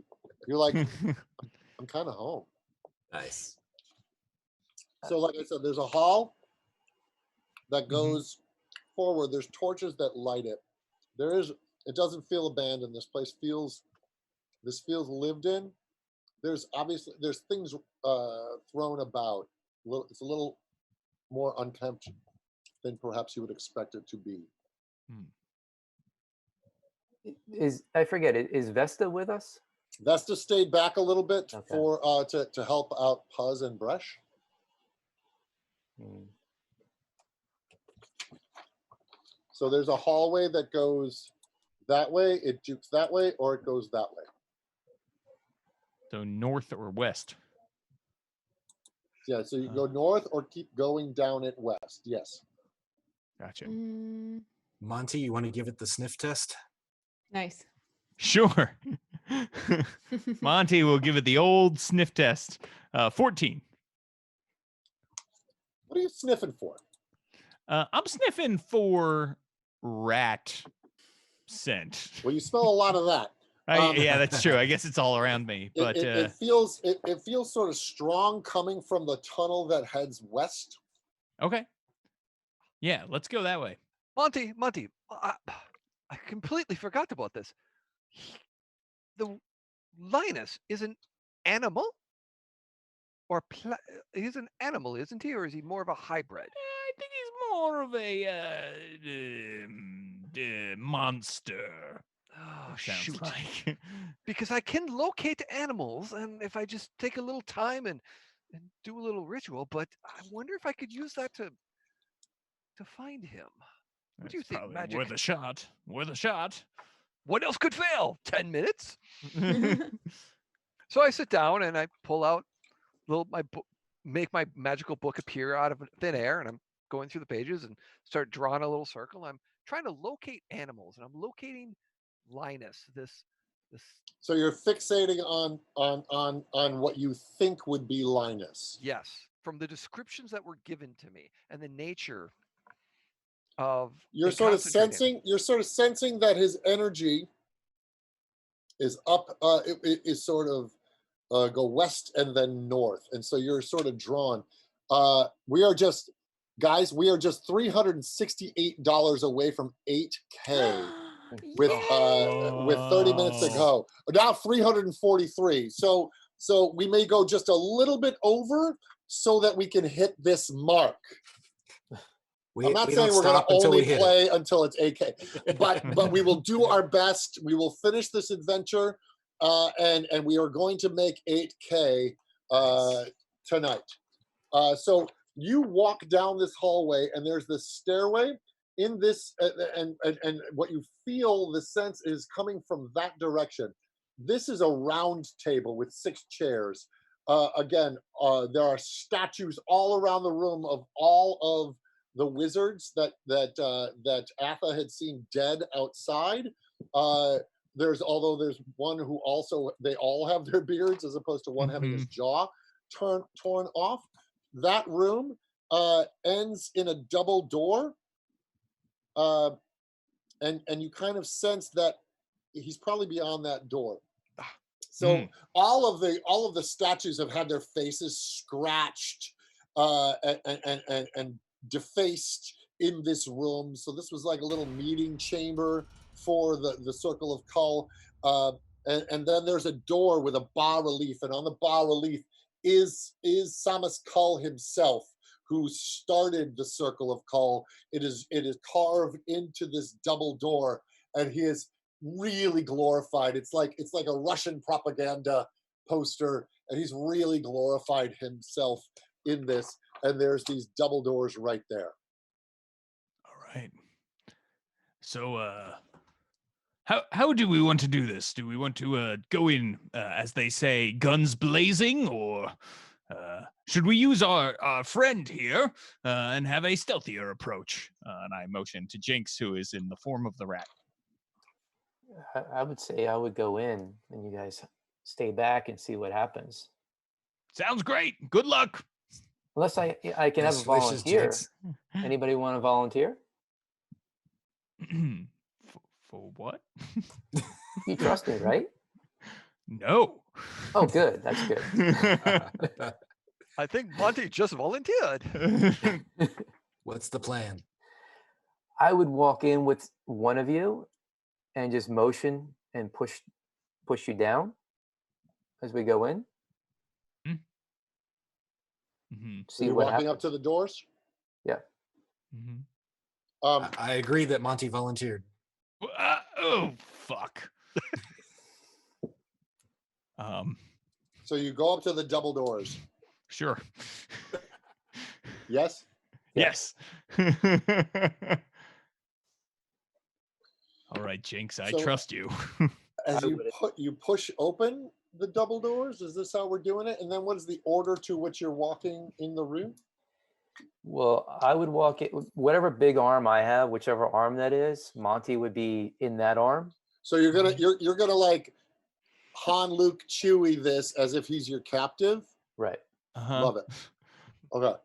And we're gonna hide So- on the side. So you guys you're staying flanked in the chamber room with the table and the statues. Mhm. Okay. So you throw Right. open these double doors, and inside the room, it's like an Odeon, right? But it's all carved into the mountain, and the top of the mountain, so it kind of cones up to a natural chimney in the mountain. There are tiers of carved seating area like an Odeon. There's a flat staging area and then a raised staging area. What you see is two of the ogre rats there, and then sitting on what appears to be a throne, but it's kind of black and undulating, is a really horrible, large, angry-looking ogre rat, and he is sitting on it, and floating above his head is the scepter that was described to you, and what's coming off the scepter is this golden smoke, and it is going out of the thing. What you also see is, if you look on the ground, there are golden lines marbled into the ground. This is known as the aorta of this cleft, of the vein of Mistra. And so he is sitting his throne of undulating black shape on top of it, while the staff hovers above him, giving off. What you also see is hanging around his neck is a purple amulet, and it is glowing. So that's what Jinx and Monty see as you bring him in as a prisoner.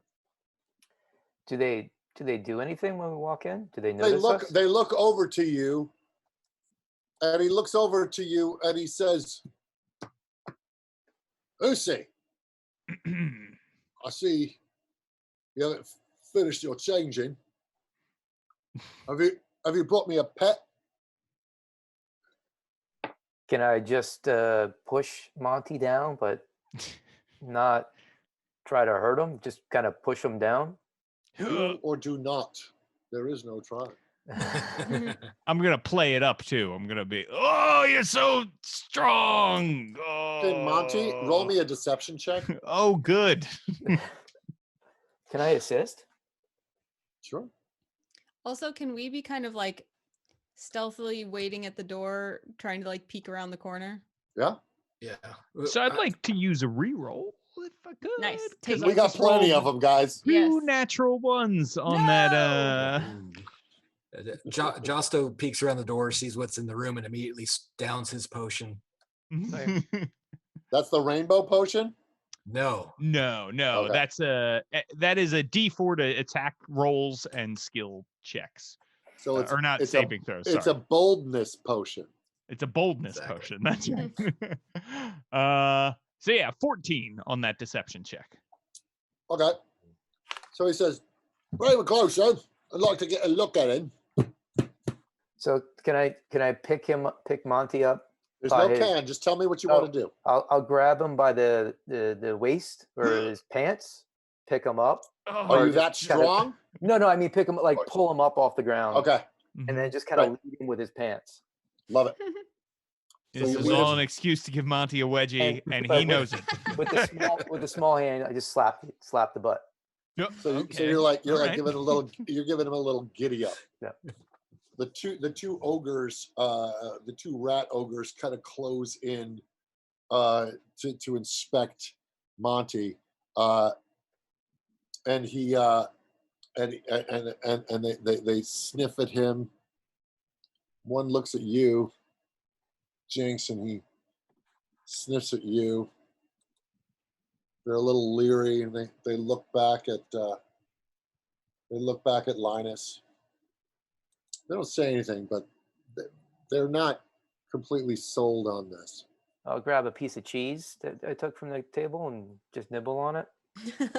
Now the thing is, it would pass to hit your that's mouth. right. Yes. It would pass through the illusion.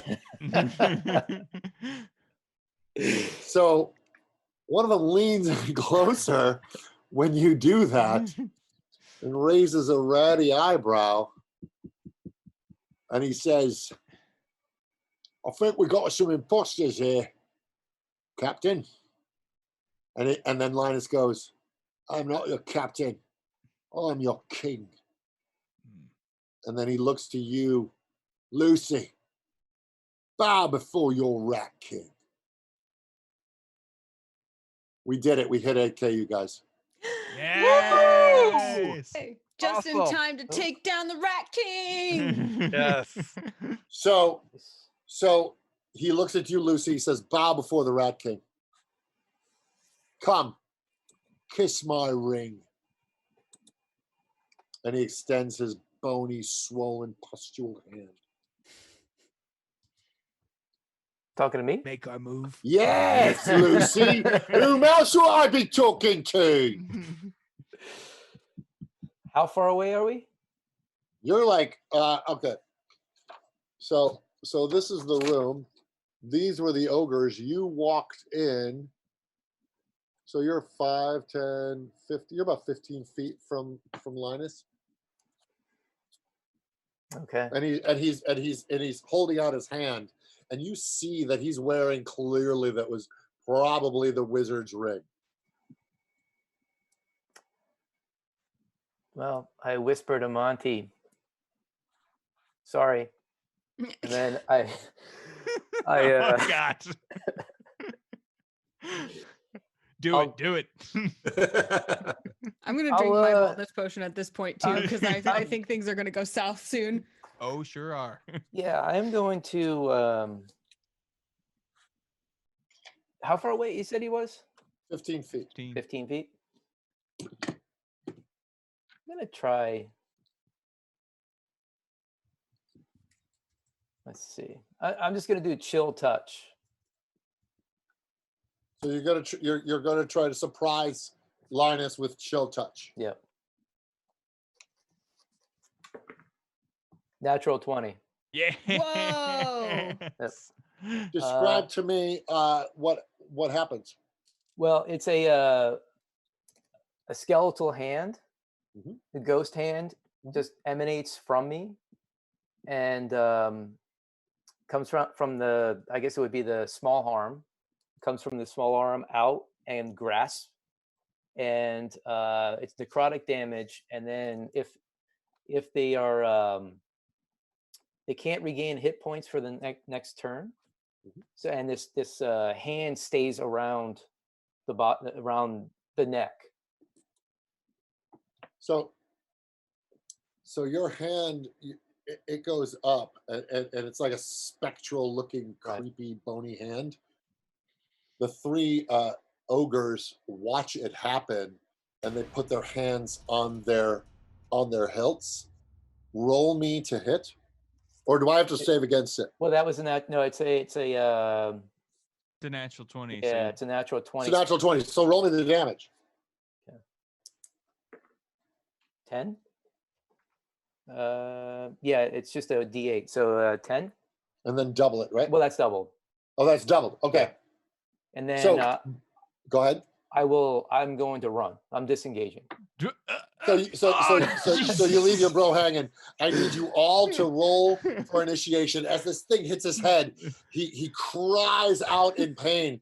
He leaps off the throne and he scampers to the side, and the throne rises up and it forms a giant rat made of rats, and all of their eyes are glowing purple. So it is a golem of rats, and it rises up as he scampers behind it, reeling from the damage. I need you all to roll for initiative. Great. Oh man. And can 16 for Josto. Can Aetha be heading out towards him then too? Pardon? Aetha, can I send Aetha out there? Sure. Okay. Well, let's do that on your next turn. Okay. 10 for Harith. Okay. 17. Remy, what did you get? Remy? Sorry, 15 for Remy. Okay. Josto? 16. Monty? 17. Jinx? Oh, sorry. I was just It's okay. 18. Okay. We have I will roll 32 rerolls, by the way, so everybody go great. nuts. We're never missing again. Yeah. Just Okay. keep going until you get a natural 20. It's Okay. Let's see here. And then I need to roll for the rat golem. And I need to roll for the ogres. Okay, let me just assemble my tree here. Give me 2 seconds. Smoke them if you got them.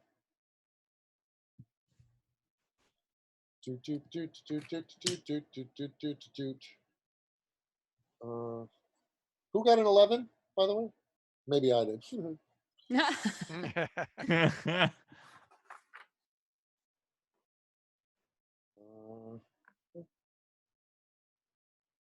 Sorry, guys. it's okay. No worries. problem. This is the technical part of the game. How dare you run a game for us? I blew it. I'm giving this up. I'm going back into hotel motel management. Let's see. 16 was just on. Monty. Okay.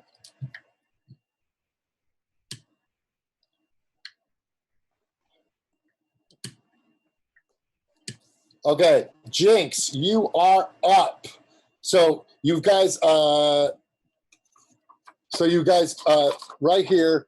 This is, you guys are all still back here, most of you. So we got Monty, who's been, I don't know, hung to the wind. You've got Jinx over here. So you've got Monty here. Boink. Jinx kind of backed up. You got ogre, and you've got rat golem, and then Linus with the staff floating above him. That's a lot of bads. So Jinx, go for it. So with Monty there, do I get advantage on sneak? Do I get sneak attack? No, we saw we saw like it's Well, an Odeon. It's not. Yeah, but Monty's on the ground. There's the ogres. You like sort of ran kind of between the ogres, so you were easily Okay. seen in that moment. Okay. So he's not. So Monty's not near They're not anybody. They're not all fixated on you or on him. Okay. One of them watched you do Yeah. chill touch. They watched you do chill touch and then book. So right now, no, Okay. you do not, but you get a move. Okay. What's the closest one to Monty? Yep, I'm gonna use the slingshot. love it. Swing hard.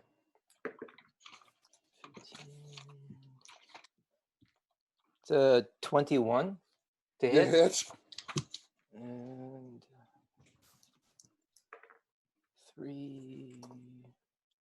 7 points. You do 7 hit points of damage. So you slingshot. It hits him in the side, kind of blinding his one eye.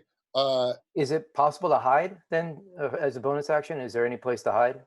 There isn't. It's tiered. The only Okay. place to hide would be to try to hide behind the rat golem, and you'd be heading towards. You'd be heading towards Linus. Okay, so I'm just if I'm not in melee range, I'm just gonna back away. Great. So one of the ogres swings towards Monty, Oh boy. and he nat once. So Whoa. he's still freaked out by I'm not kidding. Yes. So he's like freaked out by everything that he just saw, and he trips over himself because he's a fool, and he crashes onto the ground. So he's prone. The other one is kind of startled by this, and so he runs towards his comrade, and he swings at you, and he misses on that hit. In the confusion, the third one also is now going to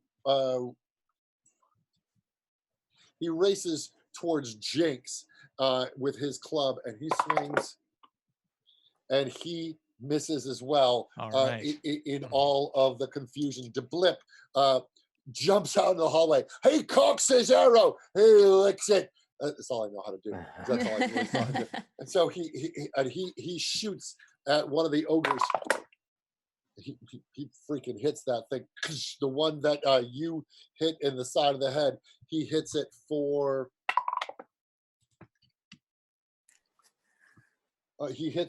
7 hit points of damage. So that thing, it sort of hits him in the blindsided eye. The poison arrow actually does a little poison damage too.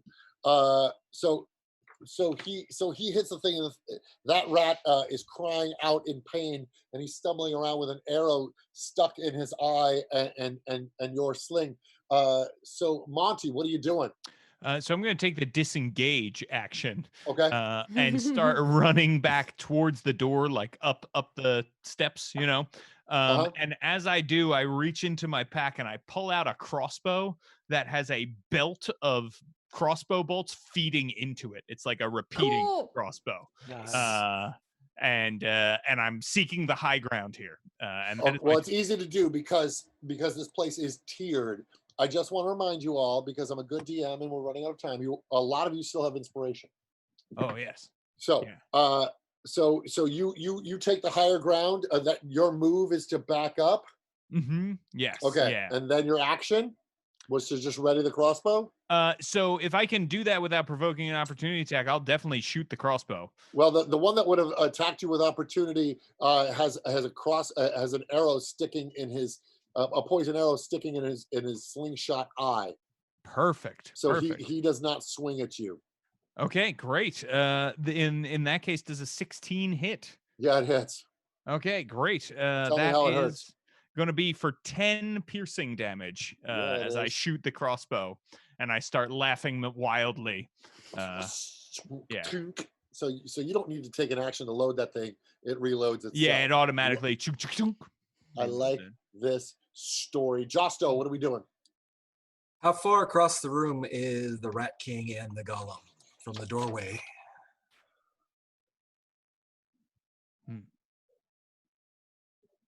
55 feet. 55 feet, so I don't need to move forward into the room. So I'm going to target the two of them with shatter. Ooh. Ooh. You're targeting the golem and They're the Rat standing King together. himself? Yes, Love they're it. standing together at the far Well, side of the room. Rat King, the Rat King hid behind. The golem rose forward and started lumbering forward. I should be able to get them both together. Let's give it a shot. Love it. That's a con save for both of them. He fails. The golem fails. The Rat King succeeds. Todd, I'm just curious because you said that there was this amulet, and I know that shatter gives disadvantage to something that's made of stone, crystal, or metal. So I'm wondering, could this potentially affect the amulet specifically? I like this idea. I will roll for disadvantage. Cool. Ooh. That's a crit 1. Yes. Nice. So describe to me how you shatter the amulet. Oh, the amulet. Well, the waves of force hit it, and you start seeing cracks appearing in it with light coming out of it as it's cracking, and it grows and grows, and there's a bright flash of light. Cool. So if this was like a 3D movie, the shards would be heading towards you. And then what happens is you see the golem just fall to the ground as a bunch of confused rats are all running around.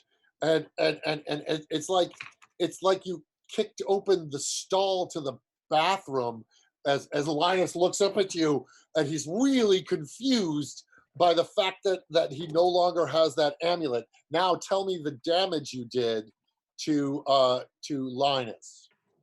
16. Yeah, my eyes have to have my glasses taken off sometimes to read shit. Okay, cool. That was awesome. Yeah, really nice move. If you don't have inspiration, you have it now. So that which would have been the golem just dissipates into a bunch of rats all running around confused and elsewhere. So that is Justo. Remy, what are we doing? Remy's looking at the 3 golems that are in front of the ogres. ogres that Come are on, kind of guy. Come on. They're ogres. Wow. Anyway, go on. Yeah, thanks.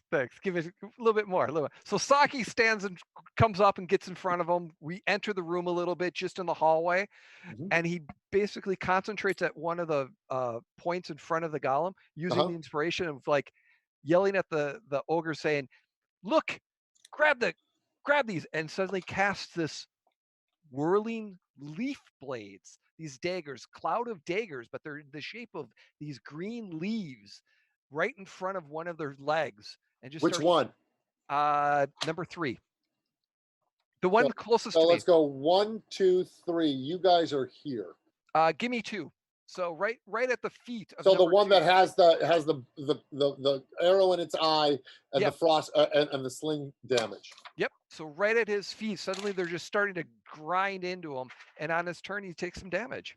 Okay. Just do I roll against that? No, it's automatic. So it says when a creature you point and center 60 feet, a creature takes 4d4 slashing damage when it enters a spell area for the first time on its turn or starts its turn there. Is that a spiritual weapon? No, it is a conjuration spell. I like it. I like it a lot. And it's so when it gets to his turn, he will be in pain. Linus, who's kind of freaking out right now, he reaches up and he touches the bottom of the staff that's hanging above him, and he pulls it down and he shoves it forward, and He shoves it and this glow, this golden concentrated glow, as he stomps one foot on one of the veins of Mistra. This gold concentrated glow rolls at flows towards Monty. Monty, I need you to roll me a con save at disadvantage. Ooh, disadvantage. Okay, that is still a 16. Okay. Monty's so, good at the con. So you hit. So it hits you. Mm-hmm. And you feel the energy flowing through you, and you feel whisker, but part of you is fighting hard against it, and you're like, nah, not today, Rat King, and you're trying to hold, you're trying to keep the tail from growing any longer with your internal will. And so that's now it's Harith. What are we doing? If I understand correctly, no one's in melee with any of our enemies right now, right? No one has actually. Well, Jake's actually did a sling at him. Right. So, but they're not in close combat. Right. He did a ranged attack. But is Nobody's Aetha, up close. Yeah. but is 'Cause I was Aetha looking- there? Sorry. No, go ahead. What? Aetha, did she the owl, did she get up there yet in that time or no? On your turn, we'll talk about Aetha. Okay. Okay, because the reason Harith would look for one of the enemies that would have another of her allies next to them, if that was possible. Well, but- Monty is darn close, but they're not necessarily in combat yet. Are they within 5 feet? Easily. Okay, then I'll go for that one. Is that one of the ogres? That's the one that's about to have. Actually, all the ogres are super close to Monty. Oh, nice. Okay. Yeah. I'll go. I'll go for the one you were just describing. That's about to cause some trouble. So here I initialed them. So ogre, Monty. Okay, great. I'm going to run in and just make a swiping attack with my rapier. This dude? Yeah. And I'm gonna make that attack and then take the disengage action. So I'm kind of trying to do that. So you're gonna roll in on this dude and Mhm. and sort of swipe at him. Roll to hit. That's going to be not a roll that I'm happy enough with. So I'm gonna use one of those rerolls. Reroll. We got a lot of rerolls, guys. Nice. And I'm also gonna get to I add 4 to everything for a minute, right? With A my boldness potion? D4. A D4. A D4. D4. Okay. So add a D4. That's 4, 12 plus 8 is dirty 20. Yeah, you hit. Yes. Okay. And then the damage for that is going to be 13. Bob, so you hit this guy, and you do it in such a way that you avoid the whirling leaf blades. Dum dum dum. And so he's now just spinning and hobbled and half blind, and he's not doing so good. Jinx, what are we doing? I will go and try to do the finishing move. Bring it on. So that number 2 is in melee so I should have advantage then. Okay. Oh, I forgot the 2d6 on that because that one was totally interrupted you, but the whole point of that was Right. that. Add 9. So what's the total? What did I do before? It was like 13. Did you say yeah, 13 or 14? I think I Plus said 13. 9? Yeah. Yeah. So he's not in a good way. Sorry to interrupt. No worries. Jinx. I will take this slingshot Great. shot again. 22 to hit. Yeah, I think you hit him. Nice. Okay, it's 5 plus 2d6. 11 points. 11 hit points of damage. So, and it's now his turn. So tell me how your blades work, Remy. So the blades are, again, they're like leaves. They look like green plant leaves, and they're just swirling around. There's like probably 10 or 15 of these just swirling around in a 5-foot square, and Uh-huh. it's literally a lawnmower, just cutting his ankle up and just shredding that 5-foot, that one leg, and just shredding it completely apart. Tell me And then how much it hurts. it is going to hurt as I'm trying to grab my dice. Here we go.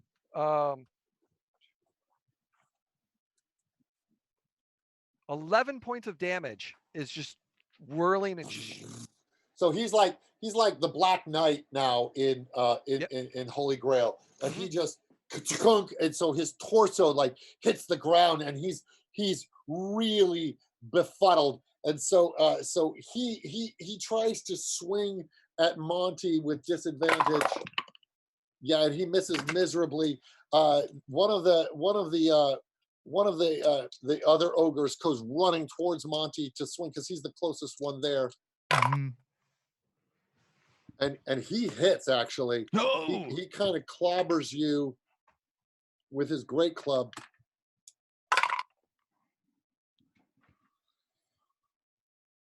For 14 hit points of damage. Oh, He just goes into the room and he knocks you towards Linus actually. So you go flying into Linus, and you land on the main staging area. And the other ogre turns and starts booking towards Jinx, and he swings with his great club.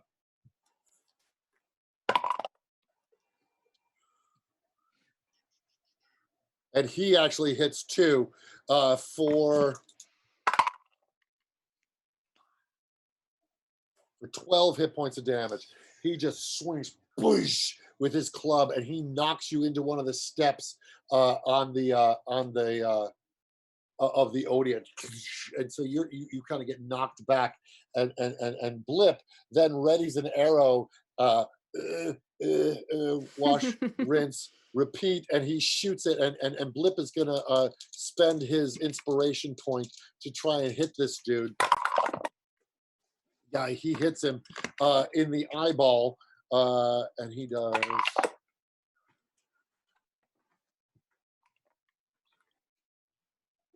He hits him pretty hard because he does double damage, which is so. So his poison arrow hits in the eye, and he's now kind of just confused and wandering around. Monty, what are we doing? Monty is going to stand up and wipe the blood from the corner of his mouth and stare down Linus and just yell, "Linus!" as he like fires many crossbow bolts at him. Nice. 20 hit? I think it does. All right, great. So I've learned in this world. That is 11 piercing damage. Nice. Mhm. And that is the end of my turn.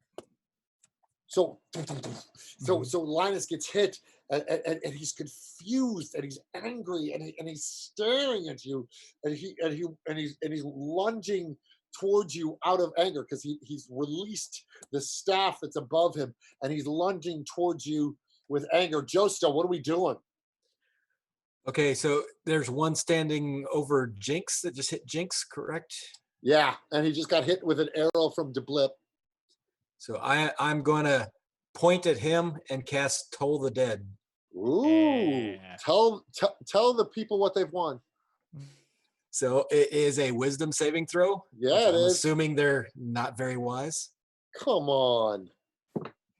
Just because he has a -2 wisdom. So he rolls.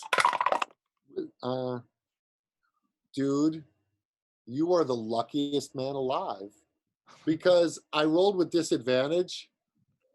That was one of my rolls. Ooh. The other one was that. So yeah. So yeah, he does not survive his wisdom saving throw. So, and it's 1d12 since he's already injured, and he takes 10 points of damage. Tell me how you kill him, Josto. Nice. I point at him and I mutter, and his eyes just go wide, they glaze over, and he just drops. Excellent. Boom. So there are now 1.5, I guess one would say, because of the leaf blades left alive. Remy, what are we doing? So Remy, so the leaf blades are still there. They're Yeah, of course they are. It's a They're doing their concentration. thing. So we just need to bring people into there. But he's looking down the thing. He's like, you know what? He goes, Linus, your blanket is lost. I burned it. And vicious mockery.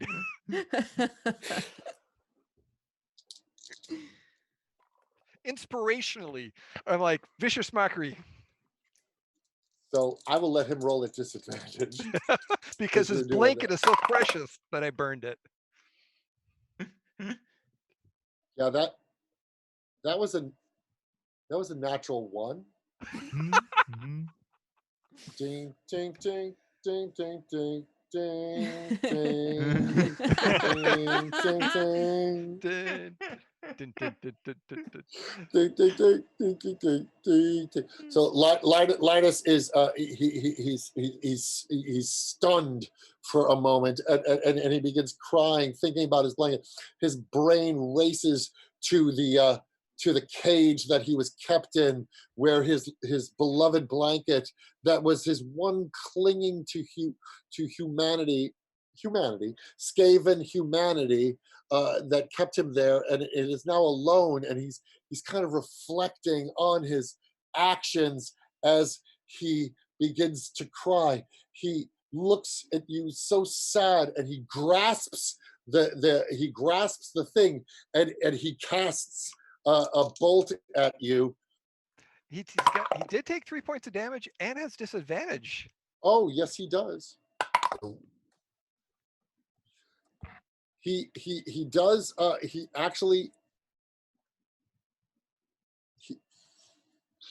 You feel the blast come towards you. I need you to roll me a Constitution save, real quick. All right, here we go. This is not going to be all right, here we go. Let's get that. 15. So yeah, so the golden blast, but because he's distracted thinking about all his wubby, the golden light doesn't quite get to you. It just sort of comes from the staff, and it goes towards you, and it dissipates. Harith, what are we doing?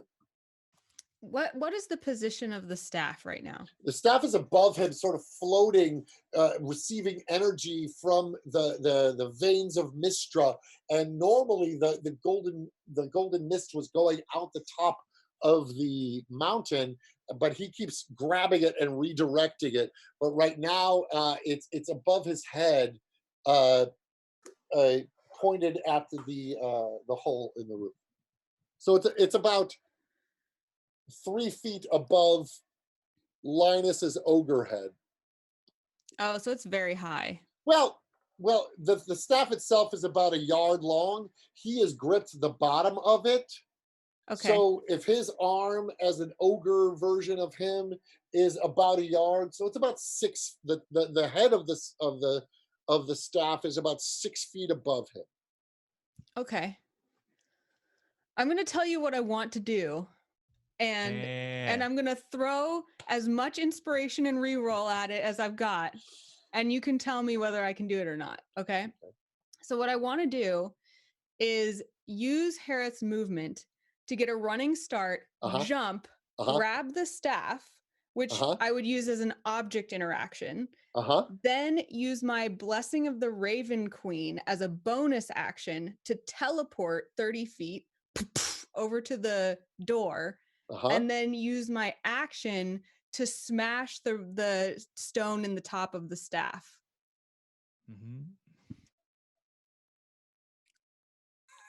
Roll me an acrobatics and an athletics.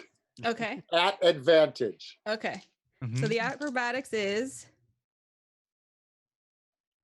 wow, it's a 28. Yes.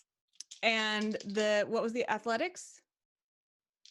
Athletics is I want to reroll. Yes. Yes. Do it. Do it.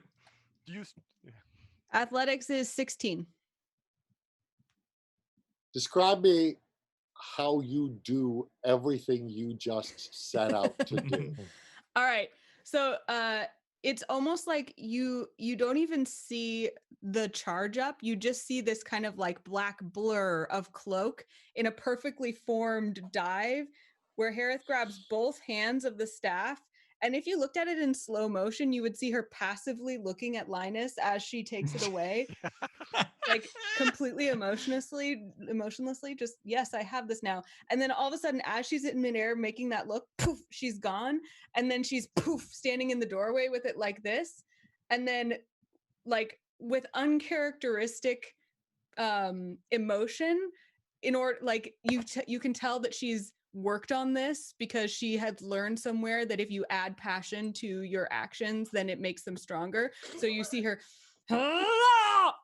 and just smash the gem onto the ground. So the topaz cat's eye at the top of the driftwood staff smashes. This golden light of explosion goes out from it. It washes over the half ogre being eaten by blades, the dead ogre on the ground, Linus at the front, the other ogre. It washes over them, and boom, their bodies begin to shrink back to Skaven size. In the basement, Vesta looks at her hands as her snout begins to shrink. You all feel your whiskers begin to recede back into your face, your tails receding back into your body, just leaving a little hole in your trousers. As the magic goes across the land, the people of Moran start to return to whatever humanoid version they were of themselves, elves, tabaxi, half-orcs. They become what they were once. They feel liberated and return to their size. They begin to open their doors and come out into the fresh air. Some of them remove their masks. They close the 6 feet of distance. They hug each other and embrace as the music swells and the land is liberated from the grip of the Rat King. This adventure is over. Yes. Thank you, Todd. That was amazing. That was So great. Thank you all. That was some badass maneuvering, you guys. That, again, anything I plan out always ends up being trumped by anything you guys choose to do in the situation. And you honored this story and you did some crazy ass shit with it. So thank you so much. That was a great adventure. Yeah, Thank that you. was It was good. so Thank you. easy to That was have fun good. in. Oh, good. Mhm. Good. It was yeah, I had wanted to do something with a Rat King because we are in a plague situation. So I wanted to do something that reflected that, and then I just started chasing it down. So you guys brought so much flavor and wonder to the adventure. I'm sorry that we lost Matthew halfway through, but I hope I did him justice. Spot on. But yeah, this was a blast. Thank you guys at home Yes. for thank donating you. and helping Yes. us clear 8K.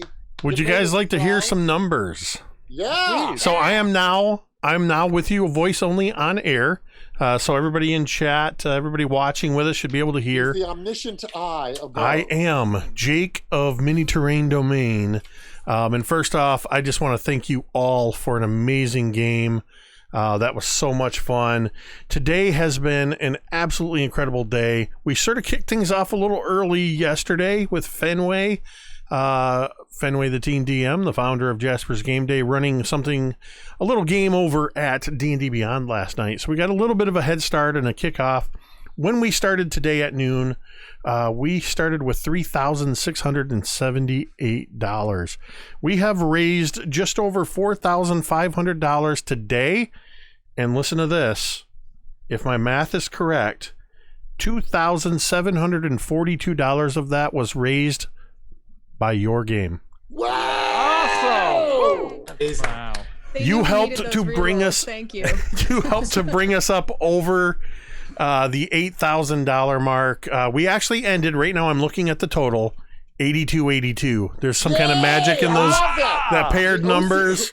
Who was worried about OCD? That was me. That's me. You're welcome. We are so grateful. So this is just day one of 5 days, and we are already past the halfway point of our weekly goal of raising $15,000 on the stream. And that is in no small part thanks to you, Todd, Jay, Doug, the Traveling G, James, and Anna.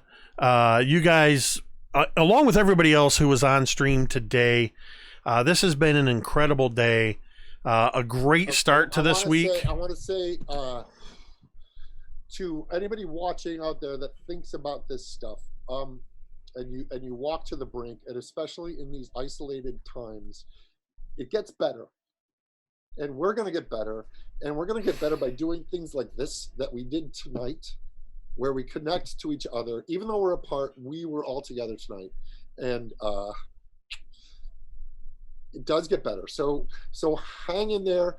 Reach out to somebody. If these dark thoughts whiffed through your mind, there is somebody out there that doesn't want you to open that door. So call them, reach out to them, let them know where you're at, because we are here for you, for each other.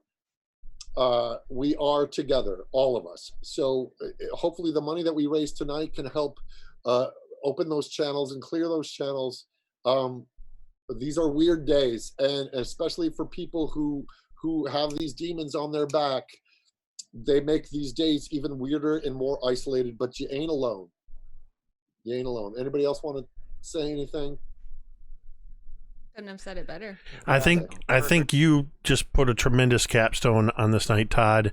And with that, we are going to transition back to the artists gallery for a few minutes. So let me just say what I always say to everyone at the end of any of my adventures: may you always roll with advantage. Thank you.